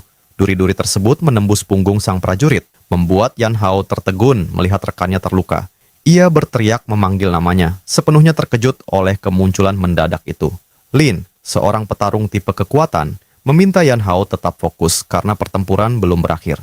Keduanya kemudian berdiri berdampingan, siap menghadapi gelombang makhluk buas yang mendekat. Tiba-tiba, kilatan petir ungu yang dahsyat membelah udara dan menghancurkan beberapa lebah sekaligus. Kapten Song Rui muncul dengan senapan listriknya, membuat Yan Hao terkejut melihat bala bantuan datang. Dengan kebingungan, ia menanyakan alasan sang kapten dan asisten berada di tempat berbahaya ini. Song Rui menjelaskan bahwa ia menerima perintah langsung dari markas untuk memberikan dukungan. Dengan teriakan penuh semangat, sang kapten memerintahkan seluruh unit untuk maju dan menghabisi serangga-serangga itu. Seketika, para prajurit elit menyerbu sarang, siap melakukan pemusnahan total. Sang pemimpin memerintahkan tim A menggunakan penyembur api dan tim B memberikan perlindungan dari jarak menengah. Ia juga memerintahkan Lin dan Yan Hao untuk mundur dan bergabung kembali dengan pasukan utama. Namun, Ratu Lebah mengerikan itu menyiapkan sengat bercahaya untuk melancarkan serangan terakhir yang putus asa. Sebuah sinar merah super cepat melesat, dan seorang prajurit berteriak memperingatkan sang asisten. Song Rui memerintahkan mereka untuk tidak menoleh dan terus berlari, sementara ia bersiap melakukan serangan balasan. Dengan senjatanya, ia melepaskan teknik pemusnah elektromagnetik, menciptakan medan petir yang dahsyat. Serangan itu membentuk medan listrik bertegangan tinggi yang bertabrakan dengan serangan Ratu Lebah, menghancurkan dan melumpuhkan segala sesuatu di sekitarnya, hingga sinar merah itu pun lenyap. Serangan listrik tersebut mengenai sang ratu secara langsung, dan para prajurit bersorak merayakan keberhasilan teknik dahsyat itu. Meski lumpuh, makhluk itu masih berusaha melarikan diri, dan sang kapten memerintahkan pasukannya untuk mengalahkan kawanan serta memprioritaskan penyelamatan. Yan Hao terkejut melihat kekuatan wanita itu, sementara sang asisten mengungkapkan rahasianya ketika para prajurit membakar lebah-lebah tersebut. Yan Hao kemudian mencari Jin Ying dan Song Rui menunjukkan arah yang benar. Gadis itu mengeluh karena hampir kehilangan nyawanya, namun segera diingatkan bahwa ia masih memiliki utang besar pada temannya. Setelah penyelamatan selesai, sang pemimpin memerintahkan pemusnahan total kawanan, sementara Yan Hao diam-diam menyerap kabut di sekitarnya. Ia menyadari serangan terakhirnya gagal melawan sang ratu dan memahami bahwa ia harus mencoba lagi. Dengan mata merah yang menyala, ia merasa lega karena energinya telah pulih sepenuhnya. Namun tiba-tiba, ia mendengar suara aneh dan menoleh. Kapten dan seluruh pasukan juga terkejut melihat perubahan yang terjadi. Ratu Lebah mengerikan itu mulai menyerap seluruh asap dari sarang, menciptakan pusaran besar seperti badai.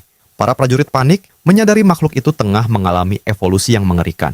Jin Ying memeriksa alatnya dengan ketakutan, menyadari tingkat bahaya hampir melampaui batas. Dari dalam asap, makhluk itu muncul dengan wujud baru yang gelap dan mata merah besar. Keadaan semakin genting ketika kawanan besar makhluk kecil muncul dan mengepung pasukan dari segala arah. Dengan tekad kuat, Yan Hao maju seorang diri dan meminta pasukan menangani kawanan sementara ia menghadapi sang ratu. Terkesan oleh keberaniannya, Song Rui menyetujui dan segera memerintahkan pasukannya memberikan dukungan.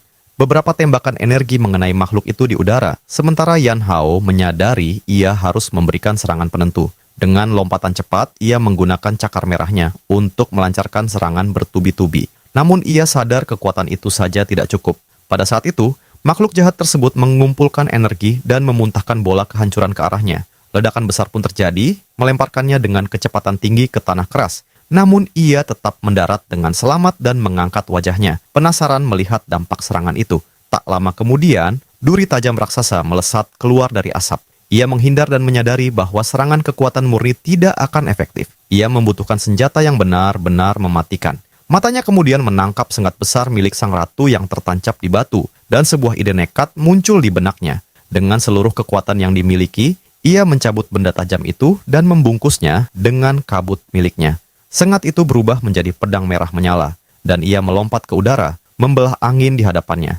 Menggenggam senjata berat itu dengan satu tangan, ia memusatkan seluruh sisa energinya untuk serangan terakhir.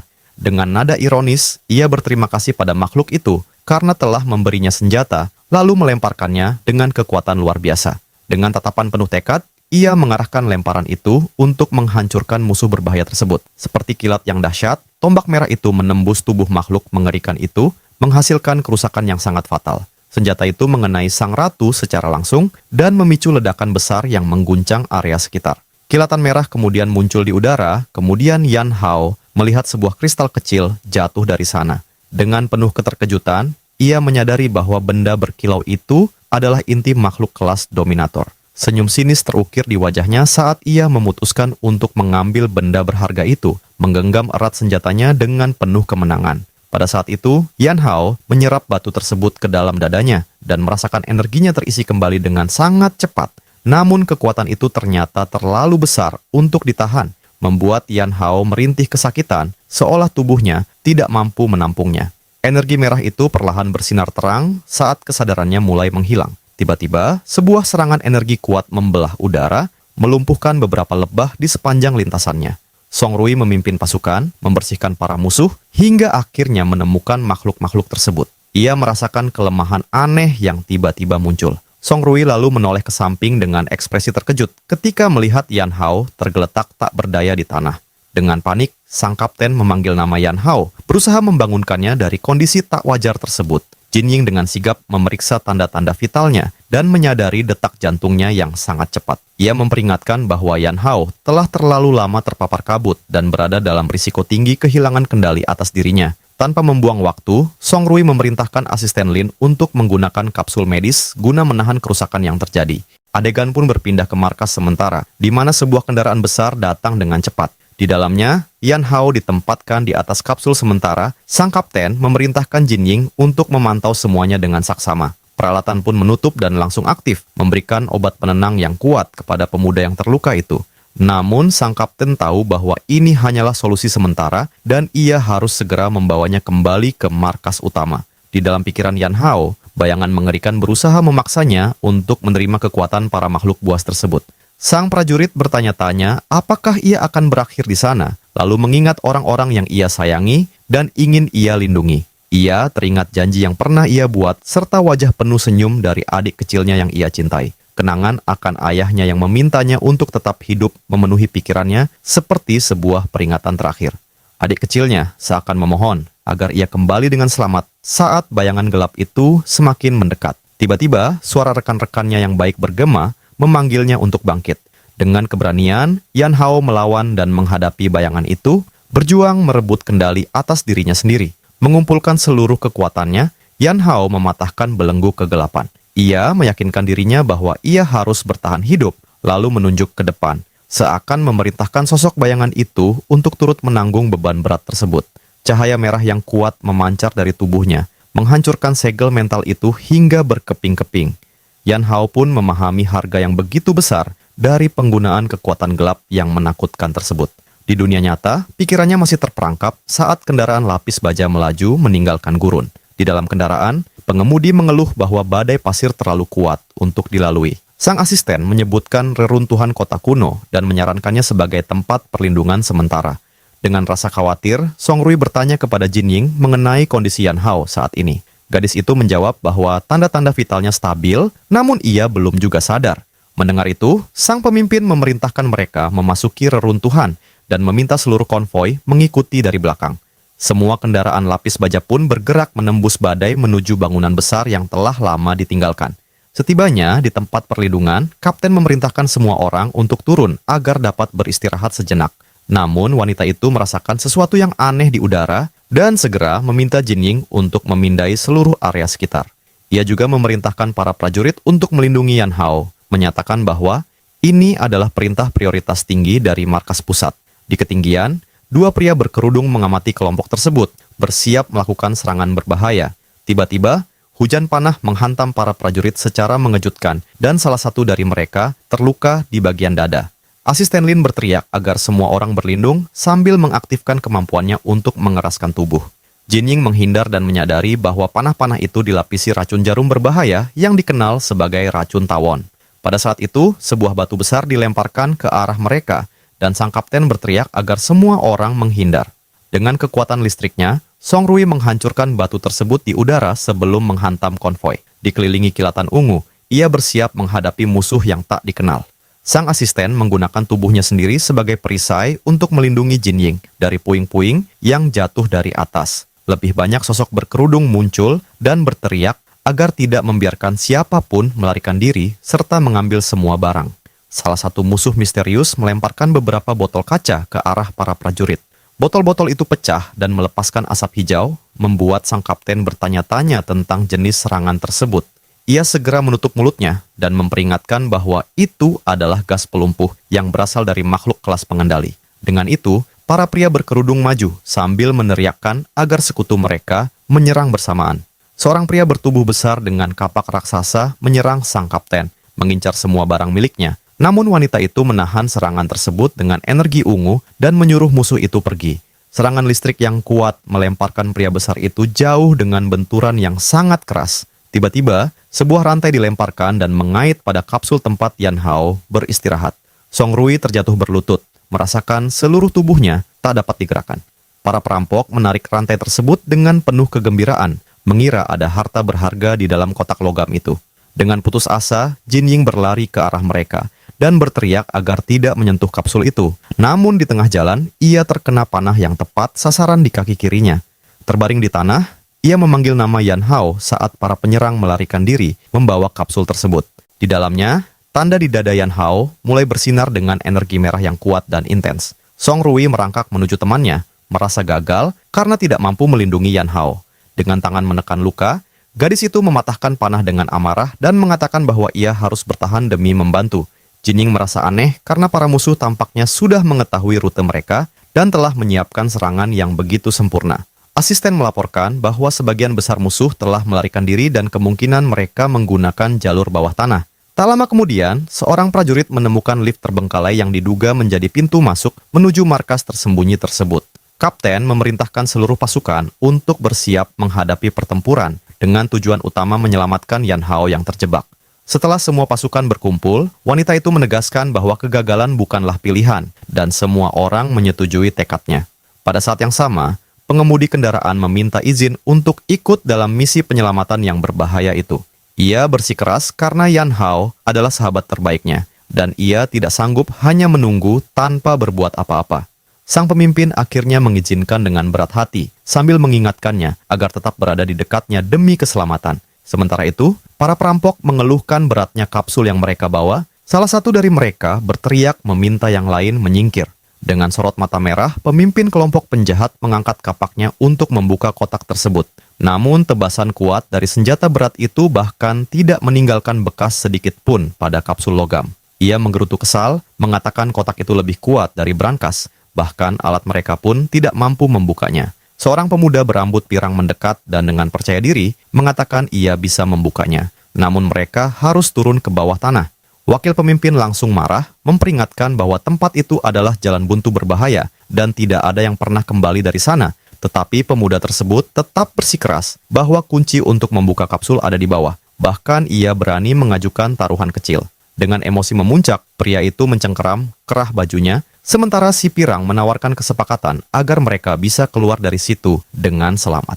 Di dalam kapsul, Yan Hao terbangun dan menyadari dirinya berada di markas musuh. Ia merasakan bahwa kemampuan serta indranya meningkat drastis, seolah ia dapat merasakan segala sesuatu di sekelilingnya.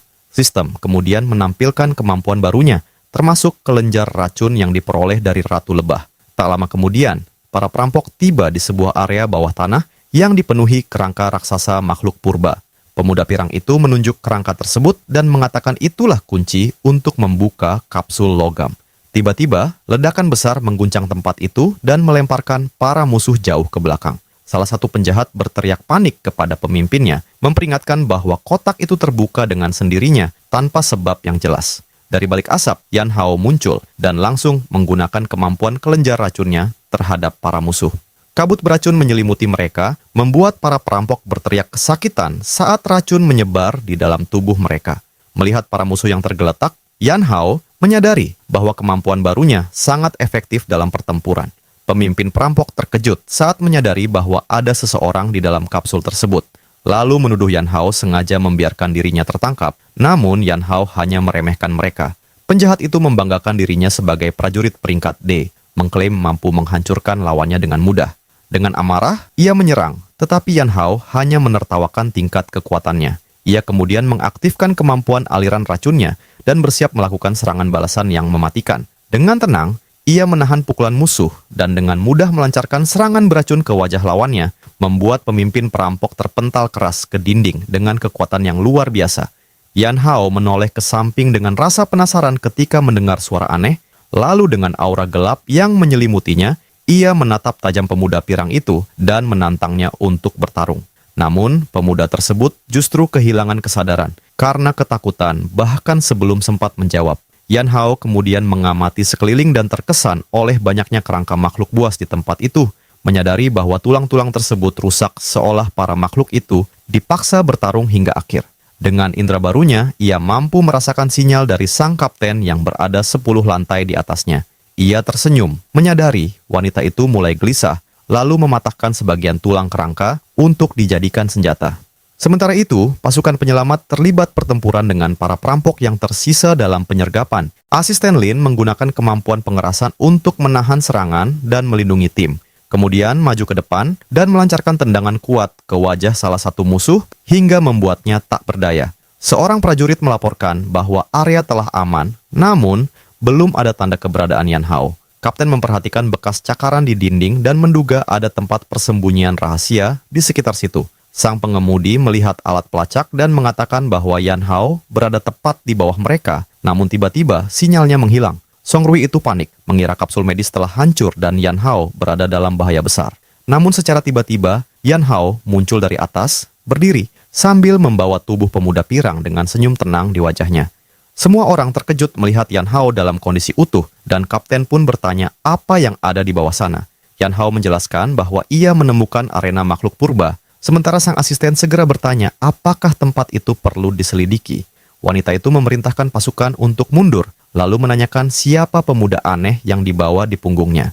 Tepat saat itu, tawanan tersebut tersadar dalam keadaan panik dan tiba-tiba mengeluarkan belati kecil untuk menyerang Yan Hao dari belakang. Dengan kebencian di matanya, ia berusaha menyerang, sambil berharap lawannya lenyap dari hadapannya. Namun senjata kecil itu tidak mampu melukai Yan Hao, hanya memercikkan percikan saat mengenai kulitnya yang keras. Yan Hao telah menggunakan pelindung sisik kuat untuk bertahan, bahkan benturan itu justru merusak senjata rapuh tersebut. Dengan tatapan tajam penuh ancaman, Yan Hao menanyakan apakah lawannya begitu ingin mengakhiri segalanya. Sementara pemuda pirang itu dengan wajah terluka masih berusaha melawan sambil melontarkan hinaan kepada para prajurit dan menyebut mereka tidak berharga. Yan Hao menyadari bahwa tawanan itu telah terinfeksi kabut merah dan tanpa ragu ia melayangkan serangan cepat ke bagian leher sosok muda tersebut. Dalam sekejap, bocah berambut pirang itu roboh tak berdaya, kehilangan kesadaran sepenuhnya, sementara sebuah kartu kecil terjatuh dari sakunya ke tanah berdebu. Seorang prajurit mengambil kertas itu dan terkejut saat mengenali bahwa benda tersebut adalah kartu identitas lama milik rekan dekatnya. Sang kapten menatap foto di kartu itu dengan saksama, menyadari kemiripan mencolok di antara keduanya, hingga menyimpulkan bahwa mereka kemungkinan adalah saudara. Tanpa membuang waktu, prajurit itu menggendong anak tersebut di punggungnya, sementara kapten menyatakan bahwa tawanan itu harus segera mendapatkan perawatan. Yan Hao kemudian menggunakan tangannya sendiri untuk menyerap seluruh racun dari tubuh anak itu, berusaha menyelamatkannya dari kondisi kritis. Adegan pun beralih ke bagian luar markas besar yang kokoh dan sangat terjaga, milik pasukan utama yang disegani. Saat kelompok itu kembali, salah satu penjaga gerbang segera menyuruh rekannya berlari untuk memberitahu kepala markas tentang kedatangan mereka. Di pintu masuk, sang kapten tanpa menunda memerintahkan asistennya untuk membawa gadis yang terluka langsung ke unit medis. Namun, seorang penjaga mengangkat lengannya, menghalangi jalan mereka, dan memperingatkan bahwa semua orang harus melalui pemeriksaan terlebih dahulu. Ia menuntut pemeriksaan menyeluruh terhadap perlengkapan seluruh tim, membuat pemimpin besar mereka sangat kesal. Song Rui dengan nada tegas mempertanyakan siapa yang mengeluarkan perintah tidak masuk akal itu dan memerintahkan penjaga tersebut untuk segera memanggil atasannya. Para penjaga kemudian mengarahkan senjata mereka, menuntut kerjasama, sementara ia menatap mereka dengan sorot mata tajam. Tiba-tiba, seorang pemuda rapi berambut gelap muncul dengan senyum tipis, menyatakan bahwa semua ini hanyalah kesalahpahaman. Song Rui menatapnya dengan kemarahan yang jelas, mengingatkan bahwa mereka adalah prajurit berpengalaman dan tidak memerlukan pemeriksaan seperti itu. Namun pria licik itu dengan sinis berkata bahwa semua ini demi keamanan markas, lalu meminta Yan Hao untuk bekerja sama. Kesabaran wanita itu pun habis, ia mengaktifkan aura energi ungu yang berpendar kuat, memperingatkan bahwa pria tersebut bukanlah pihak yang berwenang di sana. Ia memerintahkan pasukannya untuk mengabaikan gangguan itu dan terus berjalan, meninggalkan pemuda licik tersebut. Lalu ia berteriak agar mereka berhenti. Dengan nada merendahkan, pria itu menunjuk anak yang tak sadarkan diri, menyebutnya sebagai ancaman kotor. Tetapi prajurit tadi menegaskan bahwa anak itu adalah saudara rekannya. Senyum licik pun muncul di wajah pria arogan itu saat ia memerintahkan para penjaga untuk menangkap Yan Hao, menyatakan bahwa orang tak berharga seharusnya berada dengan yang serupa. Para prajurit bersenjata segera mengepung pria tersebut dan sang kapten berbalik menanyakan apakah mereka benar-benar berniat melanggar perintah. Namun, Yan Hao melangkah maju, mengambil alih situasi dan mengaktifkan energi hijau beracun miliknya. Ia menyentuh bahu pria itu yang langsung mencoba memperingatkan tentang konsekuensi menantang otoritas. Seketika, ekspresi terkejut muncul di wajahnya ketika menyadari bahwa ia telah diracuni tanpa menyadari serangan cepat tersebut. Dengan senyum dingin, Yan Hao menyatakan bahwa cara pria itu sangat kotor dan memerintahkannya untuk mundur. Pemuda rapi itu pun jatuh berlutut dalam keadaan lemah, sementara Yan Hao mencibir melihat betapa rapuhnya ia. Kepada para penjaga yang kini diliputi ketakutan, Yan Hao memerintahkan mereka untuk membawa pria itu kembali beristirahat di barak. Kelompok tersebut melanjutkan perjalanan mereka, mengabaikan sosok yang tergeletak, sementara dalam pikirannya ia bersumpah akan membalas semua ini. Song Rui kemudian menanyakan apa yang dilakukan oleh anggota baru itu, dan ia menjelaskan dengan tenang bahwa pria mengganggu tersebut hanya akan terbaring selama beberapa hari. Di unit medis, Jin Ying melaporkan bahwa perlengkapannya telah dirusak dengan zat korosif agar gagal saat misi. Yan Hao menjelaskan kepada sang jenderal bahwa dirinya adalah target utama, sementara rekannya hanya terkena dampak situasi tersebut. Mendengar hal itu, komandan senior memutuskan untuk menangguhkan mereka dari semua misi hingga penyelidikan selesai. Jin juga meminta ketua senior untuk menugaskan orang-orang terpercaya guna melindungi putrinya. Dengan ekspresi serius, Song Lian menyetujui dan berjanji akan menangani keamanan. Sang komandan lalu memerintahkan putrinya untuk fokus menjaga keselamatan selama masa tersebut. Beberapa hari berlalu, terlihat Yan Hao duduk di bangku taman, menatap langit yang tenang. Ia memikirkan penangguhan tugasnya dan keberadaan pengkhianat yang menyusup ke dalam pasukan, bertanya-tanya langkah apa yang harus diambil selanjutnya. Tiba-tiba, seorang sahabat prajuritnya datang berlari dengan penuh urgensi, memanggilnya dengan napas terengah. Dengan suara pelan namun mendesak, ia menunjukkan sebuah foto yang ditemukan bersama anak yang diselamatkan itu, mengungkap bahwa sosok dalam foto tersebut adalah saudari Yan Hao. Terkejut luar biasa, Yan Hao mencengkeram lengan temannya dengan kuat, memastikan kebenaran kabar tersebut. Keduanya segera menuju ruang medis, dan rekannya dengan tergesa menanyakan kondisi pemuda pirang itu. Dokter menjelaskan bahwa pasien dalam keadaan stabil meski dibatasi geraknya, dan merasa heran bagaimana infeksi itu tiba-tiba menghilang. Tanpa menunggu lebih lama, Yan Hao mendorong dokter ke samping, menyatakan bahwa kini menjadi urusan internal. Ia mengungkapkan bahwa dialah yang sebenarnya bertanggung jawab atas pemulihan kondisi anak tersebut dari kontaminasi berat. Yan Hao kemudian mendekati ranjang, memperlihatkan foto lama, dan pasien itu berusaha merebutnya kembali dengan sisa tenaga. Foto itu menampilkan pemuda pirang tersebut berdiri di samping sosok yang sangat dikenali, yaitu adiknya Xiao Su yang telah lama hilang. Dengan tatapan tajam dan penuh keseriusan, ia menunjuk pada gadis dalam foto itu, menuntut penjelasan tentang keberadaannya. Pemuda itu tampak ketakutan di bawah tekanan, suaranya gemetar saat menjelaskan bahwa ia melihat gadis itu beberapa bulan lalu di sebuah pusat pengungsian. Yan Hao mendesak untuk mengetahui keberadaan saudarinya sekarang, tetapi anak itu hanya bisa menjawab bahwa ia tidak mengetahui apapun. Dalam keputusasaan, pemuda pirang itu berteriak bahwa semua orang menghilang, termasuk kakaknya sendiri yang pernah berjanji akan kembali. Pada momen itu, Yan Hao teringat akan janji yang pernah ia ucapkan kepada adiknya, sebuah janji untuk kembali menemuinya apapun yang terjadi. Rekannya kemudian menjelaskan bahwa saudara dari pemuda berambut pirang itu menghilang setelah menerima misi lain saat proses evakuasi pengungsi berlangsung. Tiba-tiba, Yan Hao meletakkan tangannya di dada pemuda itu, membuat rekannya terkejut oleh tindakan mendadak tersebut. Dengan senyuman tipis, ia memberi isyarat agar tetap tenang dan meminta sang pengemudi untuk tidak membicarakan hal ini kepada siapapun. Ia lalu menawarkan sebuah kesepakatan, mengatakan bahwa ia akan membantu menemukan saudara tersebut jika ia bersedia menceritakan semua yang ia ketahui. Sambil memperlihatkan sebuah foto, Yan Hao meminta kepercayaan, meyakinkan bahwa ia mampu mengubah keadaan. Ia menyemangati pemuda itu untuk bangkit, dan ketika pemuda tersebut bertanya apa yang telah dilakukan, Yan Hao menjawab bahwa semua ini pada akhirnya akan membawa manfaat bagi mereka berdua. Akhirnya, pemuda itu menerima kesepakatan tersebut dan mulai menceritakan kisahnya, dimulai dari 6 bulan yang lalu. Adegan kemudian beralih ke kantin markas militer, tempat beberapa prajurit menikmati waktu makan dengan tenang. Rekannya bertanya apakah ia benar-benar akan kembali, dan Yan Hao mengiyakan, mengungkapkan bahwa saudara perempuannya telah menghilang selama lebih dari setengah tahun. Rekannya mengungkapkan bahwa sang kapten mencurigai adanya pengkhianat, itulah sebabnya ia diperintahkan untuk mengawasi Yan Hao dengan saksama.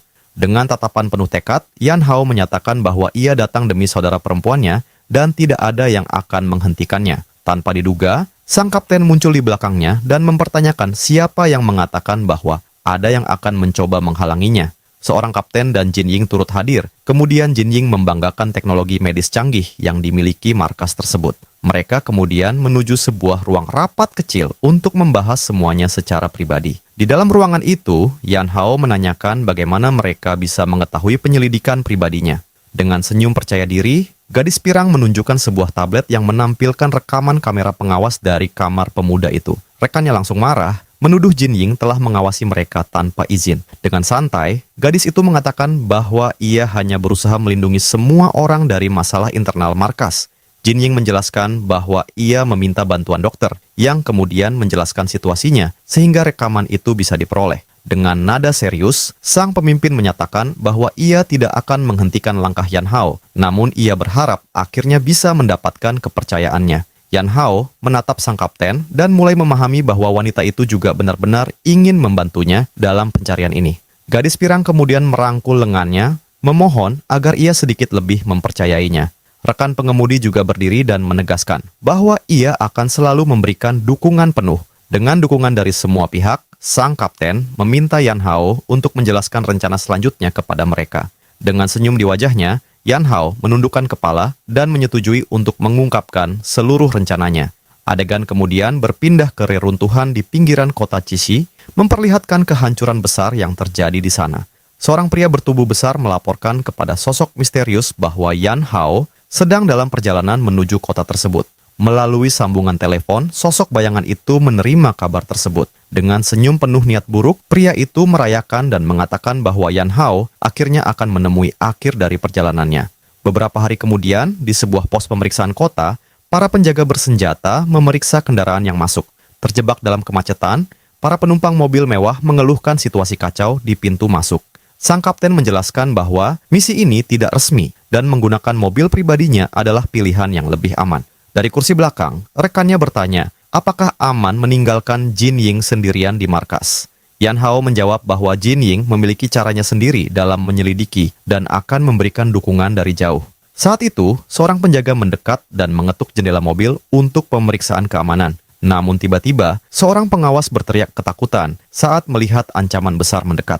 Sekawanan serigala mengerikan dengan mata merah berlari menuju pos pemeriksaan. Para penjaga kota yang ketakutan mulai melarikan diri, meninggalkan posisi mereka begitu saja. Dari dalam mobil, sang kapten mengeluhkan sikap pengecut para penjaga yang meninggalkan warga sipil. Dengan tekad kuat, Yan Hao keluar dari kendaraan dan bersiap menghadapi kawanan itu sendirian.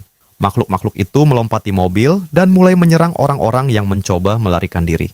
Seorang warga berteriak meminta pertolongan saat salah satu serigala bersiap menyerangnya. Namun Yan Hao muncul di hadapannya dan menggunakan cakarnya yang berwarna merah untuk menahan serangan tersebut. Ia menyuruh pria itu segera pergi jika ingin selamat. Saat menghadapi seluruh makhluk di sekitarnya, sistem menunjukkan bahwa mereka adalah Iron Wolves, kelas pengintai yang sangat berbahaya. Dikelilingi oleh kawanan itu, Yan Hao merasakan situasi ini begitu familiar.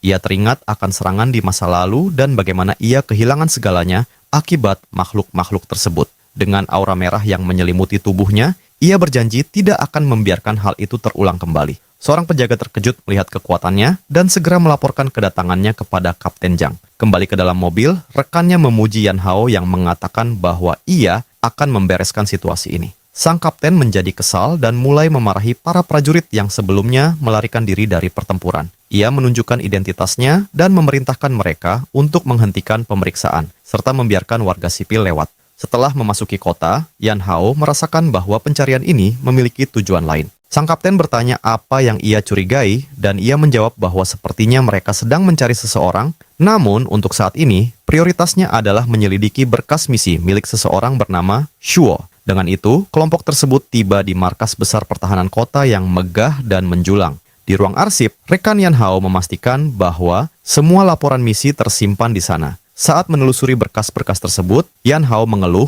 karena tidak dapat menemukan laporan misi Shuo di komputer. Sang kapten pun tampak sangat terkejut setelah menemukan sesuatu yang penting dalam data tersebut. Dengan nada kesal, rekannya melaporkan bahkan daftar dasar prajurit pun telah dihapus dari arsip. Sang kapten memastikan bahwa basis data lokal telah dihapus sepenuhnya, membuat mereka bertanya-tanya apakah ini merupakan jalan buntu. Sang kapten segera meraih ponselnya, berusaha mencari kemungkinan lain yang bisa mereka telusuri, lalu menghubungi seorang sahabatnya Jin Ying. Sementara gadis di seberang telepon menyetujui untuk menyelidiki kasus ini dengan meminta sedikit waktu. Sang pemimpin kemudian menjelaskan bahwa Jin Ying memiliki akses ke arsip penting, membuat sang sahabat terkesan oleh kemampuannya. Dalam ingatannya muncul sosok Kapten Jia, seorang veteran berpengalaman yang pernah menjadi mentor Shua dan mengetahui detail misi tersebut. Namun ketika mereka tiba di kediaman Kapten Jia, suasana langsung terasa janggal. Tempat itu berantakan dengan tanda-tanda adanya perlawanan sengit yang baru saja terjadi.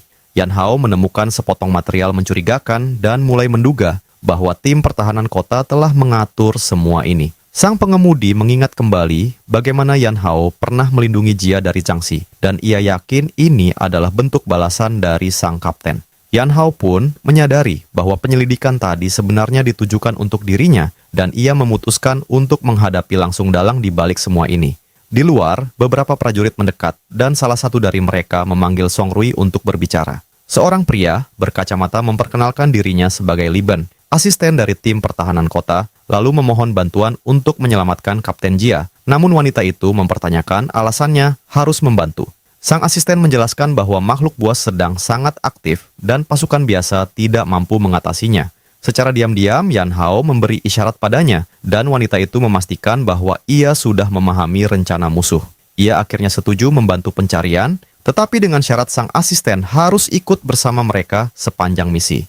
Pria itu terlihat gelisah dan menolak, mengatakan itu bukan ide baik dan ia hanya akan menjadi beban. Namun dengan tatapan dingin, wanita itu menegaskan bahwa ini adalah perintah, bukan sekadar permintaan.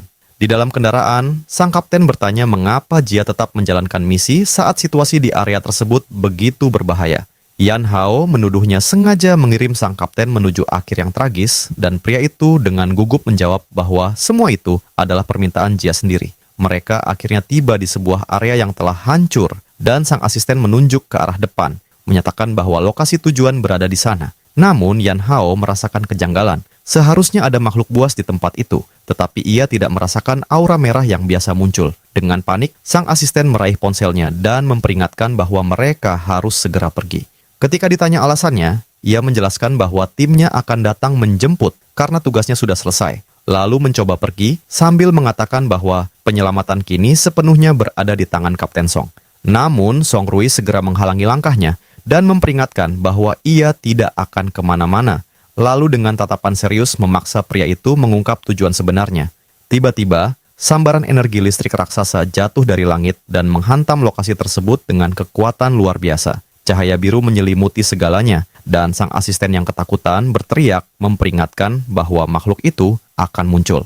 Ledakan energi itu melahap seluruh area, dan pria itu diliputi ketakutan mendalam karena tidak ingin kehilangan nyawanya di tempat itu.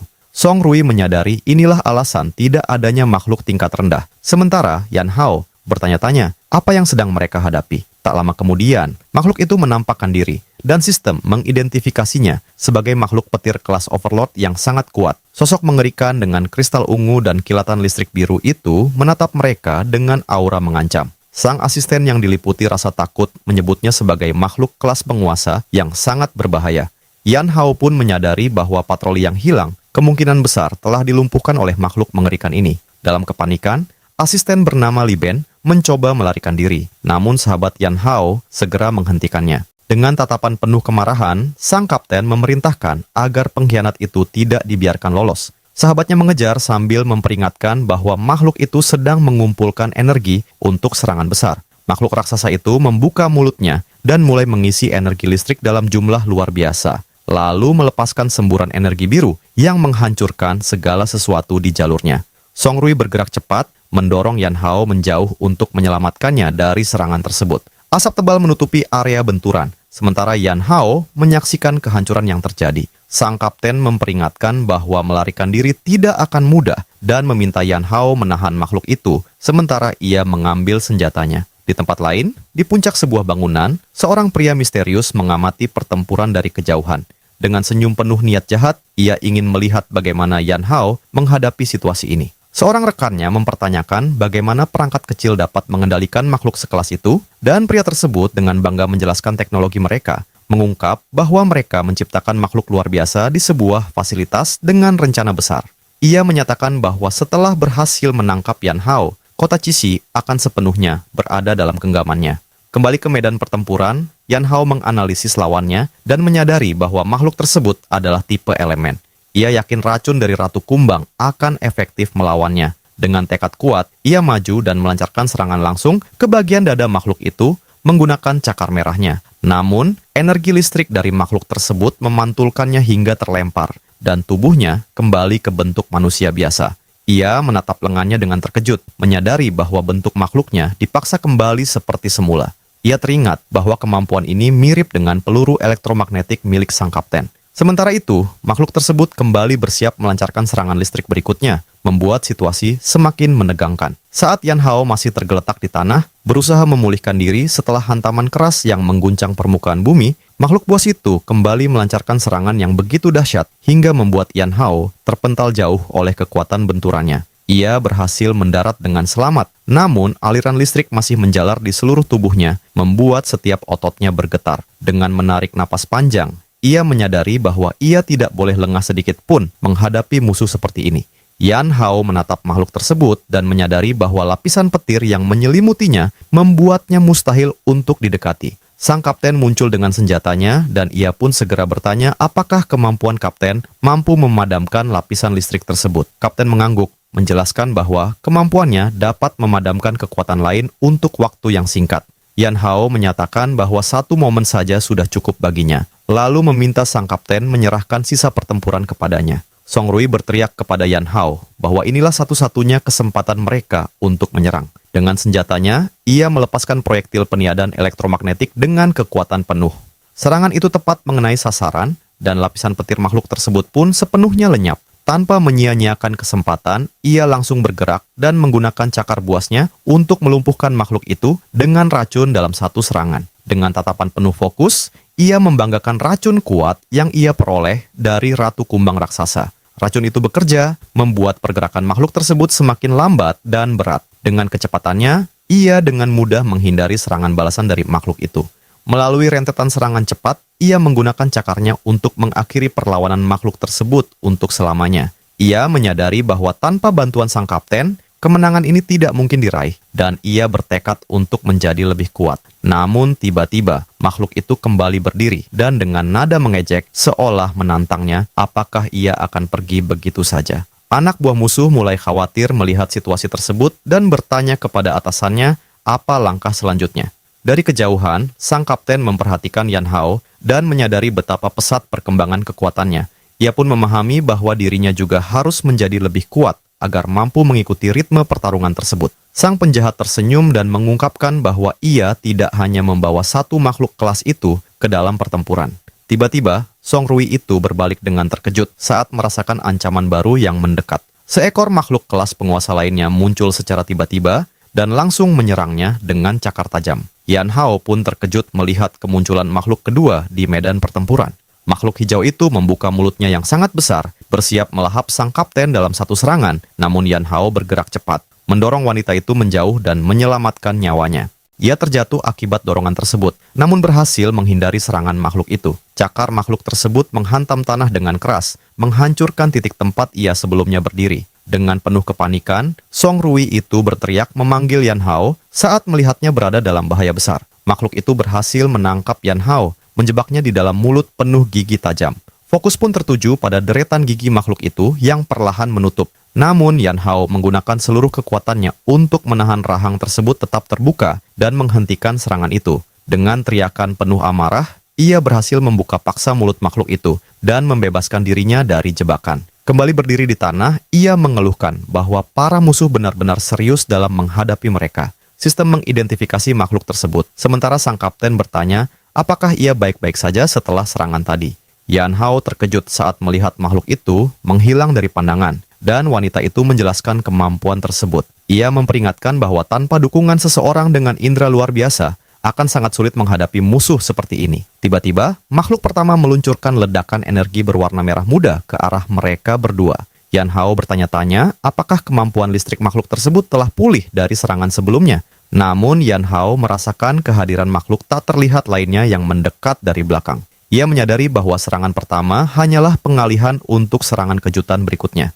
Makhluk hijau itu muncul dan menghantamnya dengan pukulan kuat yang membuatnya lengah di udara. Yan Hao terpental keras ke tanah, sementara sang kapten berteriak penuh kecemasan melihat kejadian tersebut. Dengan tekad, Song Rui mengumpulkan energi listrik di tangannya untuk melakukan serangan balasan. Ia kemudian melayangkan pukulan bermuatan bom elektromagnetik ke arah makhluk tersebut.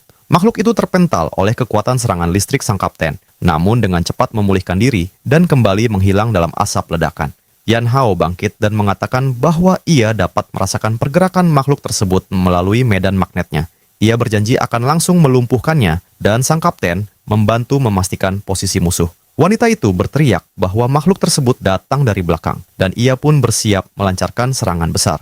Yan Hao menyodorkan lengannya ke dalam mulut makhluk itu sambil menantang apakah makhluk tersebut begitu gemar melahap mangsa. Ia kemudian menciptakan bola energi merah untuk menghancurkan makhluk itu dari dalam. Ledakan pun terjadi, menghancurkan bagian kepala makhluk tersebut dalam satu serangan penentu. Tubuh makhluk itu mengeluarkan asap saat Yan Hao mengamati hasil serangannya. Dengan senyum tipis, ia merayakan bahwa salah satu musuh akhirnya berhasil dikalahkan. Kini, mereka berdua kembali menatap makhluk petir dan bersiap menghadapi pertarungan berikutnya. Ia bertanya apakah sang kapten dapat menggunakan serangan sebelumnya lagi, namun wanita itu mengatakan bahwa energinya tidak cukup, meski ia mengungkapkan adanya cara lain untuk menembus lapisan petir tersebut. Song Rui kemudian menciptakan lapisan pelindung energi pada tubuh Yan Hao. Song Rui menyatakan bahwa perlindungan selama 10 detik sudah lebih dari cukup untuk rencananya. Dengan perlindungan sang kapten, ia melesat maju dengan seluruh kekuatannya, menyadari bahwa ia hanya memiliki satu kesempatan.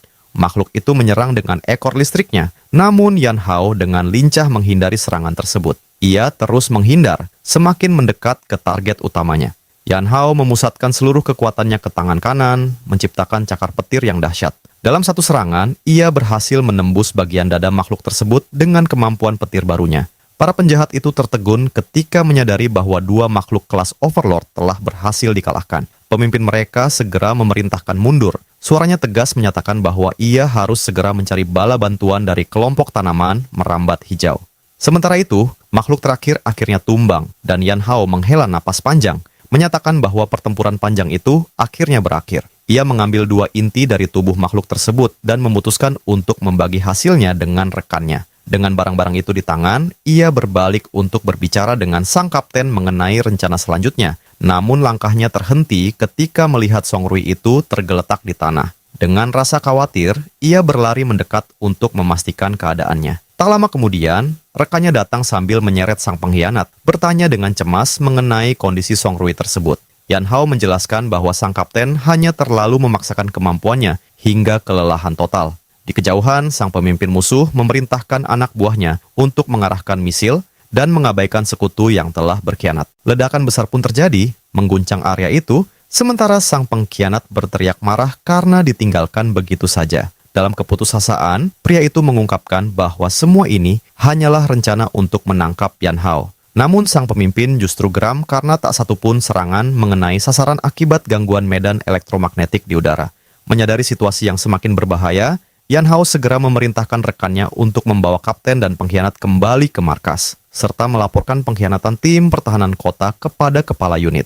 Tak lama kemudian, pengemudi datang membawa kendaraan. Namun Yan Hao mengeluhkan bahwa mereka akan menjadi target yang terlalu mudah. Ia menyuruh rekannya segera pergi, meyakinkan bahwa ia akan melindungi pelarian mereka. Dengan satu tendangan kuat, ia menepis misil yang meluncur, membuat rekannya terperangah oleh kekuatan luar biasanya. Kendaraan pun melaju kencang menjauh, Sementara Yan Hao berdiri sendiri menghadapi rentetan proyektil besar yang datang silih berganti. Para anak buah musuh mulai ketakutan melihat pendekatannya, berusaha mengulur waktu demi menunggu bala bantuan. Namun Yan Hao justru melesat maju, melumpuhkan beberapa musuh hanya dengan satu ledakan energi. Sang pemimpin musuh semakin terkejut melihat kekuatannya yang tetap luar biasa meski baru saja menghadapi dua makhluk raksasa. Dalam sekejap, Yan Hao telah muncul tepat di hadapannya dan melayangkan pukulan dahsyat. Dengan cakar menyerupai binatang buas, ia mengakhiri pertarungan melalui serangan yang tepat dan kuat. Sang penjahat memohon keselamatan, memperingatkan bahwa ada pihak-pihak kuat di balik semua ini. Namun tiba-tiba, sebuah pukulan misterius menghantam wajah Yan Hao dengan kekuatan besar, membuatnya terlempar jauh. Tanpa sempat memahami apa yang terjadi, seorang pria berjas merah muncul, dan sistem mengidentifikasinya sebagai prajurit peringkat B. Ketika Yan Hao menanyakan identitasnya, pria tersebut hanya menjawab singkat bahwa itu bukan urusannya. Pendatang baru itu segera melancarkan serangan cepat untuk menguji kekuatan Yan Hao. Meskipun berhasil menahannya dengan lengan, Yan Hao tetap merasakan benturan berat. Pertarungan sengit pun tak terhindarkan dengan kedua petarung saling bertukar serangan dalam intensitas tinggi. Energi besar menyelimuti tubuh mereka. Dengan tendangan kuat, pria berjas merah itu mencemooh kelemahan lawannya dan menghempaskannya jauh, lalu melepaskan beberapa ledakan energi kuning ke arahnya. Ledakan besar pun terjadi, menyelimuti area dengan debu tebal. Dalam kondisi terluka, Yan Hao berusaha bangkit, namun lawannya merendahkannya sebagai makhluk tak berarti. Pria berjas merah itu kemudian menegur sang kapten karena tetap gagal meski didukung dua makhluk kuat, sebelum akhirnya pergi dan menyerahkan sisa pekerjaan kepada anak buahnya. Dengan amarah, penjahat yang tersisa menendang tubuh Yan Hao yang terjatuh, mengeluhkan daya tahannya yang luar biasa. Ia kemudian mengeluarkan ponselnya dan melakukan panggilan video kepada seseorang bernama Jia Jun di markas. Di layar tampak dua penjaga dan Kapten Jia yang terkurung di dalam sangkar. Sang penjahat memperlihatkan kondisi Yan Hao yang telah dikalahkan kepada tahanan itu, membuatnya terkejut. Jia berteriak marah kepada Jiang Xi, menyuruhnya menyelesaikan masalahnya sendiri. Yan Hao pun ditangkap dan perintah untuk membawanya ke markas penjinakan makhluk. Di saat genting itu, Yan Hao memutuskan untuk menyerap salah satu inti yang ia peroleh dari pertempuran. Adegan kemudian berpindah ke sebuah markas bawah tanah yang tersembunyi, sekitar 300 meter di bawah kota. Yan Hao terbelenggu di dalam tabung besar berisi cairan kehijauan. Sistem mengumumkan bahwa inti telah berhasil diserap dan matanya bersinar ungu. Dengan kekuatan gelap baru, ia menghancurkan rantai yang mengikatnya dan membebaskan diri dari tabung tersebut. Hanya dengan satu sentuhan, ia memecahkan kaca, membuat cairan di dalamnya mengalir keluar dan membanjiri lantai ruangan sepenuhnya. Ia menyadari bahwa dirinya berada di markas tersembunyi yang terletak dekat reruntuhan kota. Di ruang kendali, para ilmuwan menerima peringatan bahwa subjek uji telah melarikan diri. Monitor menampilkan gambar terakhir Yan Hao sebelum sinyal kamera terputus. Lalu layar berubah menjadi gangguan dan akhirnya gelap total. Satu regu penjaga bersenjata segera dikerahkan untuk menangkap buronan tersebut. Yan Hao menatap pintu terbuka di depannya, sementara para penjaga menyerbu masuk ke ruangan hanya untuk menyadari bahwa subjek uji telah menghilang tanpa jejak. Dengan kemampuan sembunyinya, ia berhasil melewati salah satu penjaga tanpa terdeteksi. Ia menyadari efek kemampuan ini cukup baik, namun hanya dapat dipertahankan selama 10 menit. Berlari melalui lorong-lorong sempit, ia memutuskan harus segera menemukan Kapten Jia. Saat melintas, ia melihat dua penjaga yang sedang berbincang di dekat sel sang kapten. Dengan serangan cepat, ia melumpuhkan keduanya. Akhirnya, ia menemukan Kapten Jia dalam kondisi terluka parah di dalam sel. Mereka saling berpelukan dengan lega dan sang kapten memuji kekuatan rekannya yang lebih muda. Yan Hao memberikan air dan meminta maaf karena telah menyeretnya ke dalam kekacauan ini. Kapten Jia kemudian bertanya apakah ia menemukan petunjuk tentang seseorang bernama Shuo. Sang kapten mengungkapkan bahwa banyak prajurit menghilang dalam misi-misi khusus yang misterius. Yan Hao pun menyadari bahwa ada sosok yang sangat kuat berada di balik rencana jahat ini. Namun tiba-tiba, sekelompok penjaga bersenjata muncul di ujung lorong markas. Sang kapten berusaha melindungi rekannya, sementara para penjaga menerima perintah tegas untuk menangkap mereka dalam keadaan hidup. Tanpa ragu sedikit pun, Yan Hao melompat ke arah para lawan untuk terlibat dalam pertempuran sengit. Dalam hitungan detik, ia berhasil melumpuhkan semuanya dan dengan penuh keyakinan menyatakan bahwa ia tidak akan pergi dengan tangan kosong. Ia lalu menoleh kepada kapten dan memastikan apakah masih bisa bergerak, sementara Jia dengan bangga menunjukkan kekuatannya. Dari sebuah ruang kendali, sosok jahat memerintahkan agar seluruh makhluk buas dilepaskan sekaligus. Dengan amarah membara, ia berteriak bahwa jika Yan Hao berhasil keluar dari markas, maka semuanya akan berakhir bagi mereka. Pada saat itu juga, Yan Hao merasakan ancaman besar dan mengangkat tangannya, memberi isyarat kepada rekannya untuk menunggu. Seketika, segerombolan makhluk mengerikan dilepaskan untuk menyerang mereka di lorong panjang yang sempit. Ia memahami bahwa menciptakan makhluk seperti itu adalah sebuah kejahatan besar, lalu mengaktifkan cakar-cakarnya untuk menghadapi pertempuran dahsyat. Dengan satu ayunan saja, beberapa makhluk di hadapannya berhasil ia hancurkan tanpa ampun. Di saat yang sama, para penjahat berlari menuju kendaraan mereka untuk menghancurkan data dan melarikan diri. Dengan senyum licik, sosok jahat itu merasa puas karena yakin makhluk-makhluk tersebut akan cukup menyibukkan Yan Hao. Namun, tiba-tiba, sebuah pukulan kuat menghantamnya dengan keras hingga membuatnya terjatuh. Yan Hao muncul di lorong yang telah porak-poranda, menatap tajam musuh yang tergeletak dengan amarah yang membuncah. Dalam keputusasaan, sosok jahat itu berteriak saat menyadari dirinya tertinggal dan tidak berada di kendaraan pelarian bersama yang lain. Dari dalam kendaraan, pemimpin sebenarnya mengucapkan perpisahan kepada anak buahnya, meninggalkan pria itu untuk menghadapi nasibnya sendiri. Ledakan besar pun terjadi, membuatnya sadar bahwa dirinya hanyalah umpan pengorbanan. Dengan panik, ia mencoba memanfaatkan sang kapten sebagai sandera demi melindungi dirinya dari amukan Yan Hao. Yan Hao mendekat dan menuntut jawaban tentang siapa dalang di balik rencana jahat ini. Pada saat yang sama, ia menyadari bahwa Kapten Jia telah berdiri tepat di belakang sosok jahat tersebut. Ketakutan, pria itu akhirnya menyerah dan mengungkapkan bahwa seseorang bernama Tuan Hong adalah otak dari semua ini. Yan Hao menuduhnya telah memanipulasi berkas patroli untuk menyembunyikan semua petunjuk. Dalam usaha menyelamatkan diri, pria itu menawarkan untuk membawa mereka kepada Tuan Hong. Ia menjelaskan bahwa jalur utama telah hancur, namun ada jalur rahasia di bawah tanah. Ia pun menunjuk ke arah lubang saluran dan meyakinkan bahwa mereka dapat menggunakan jalan tersembunyi itu.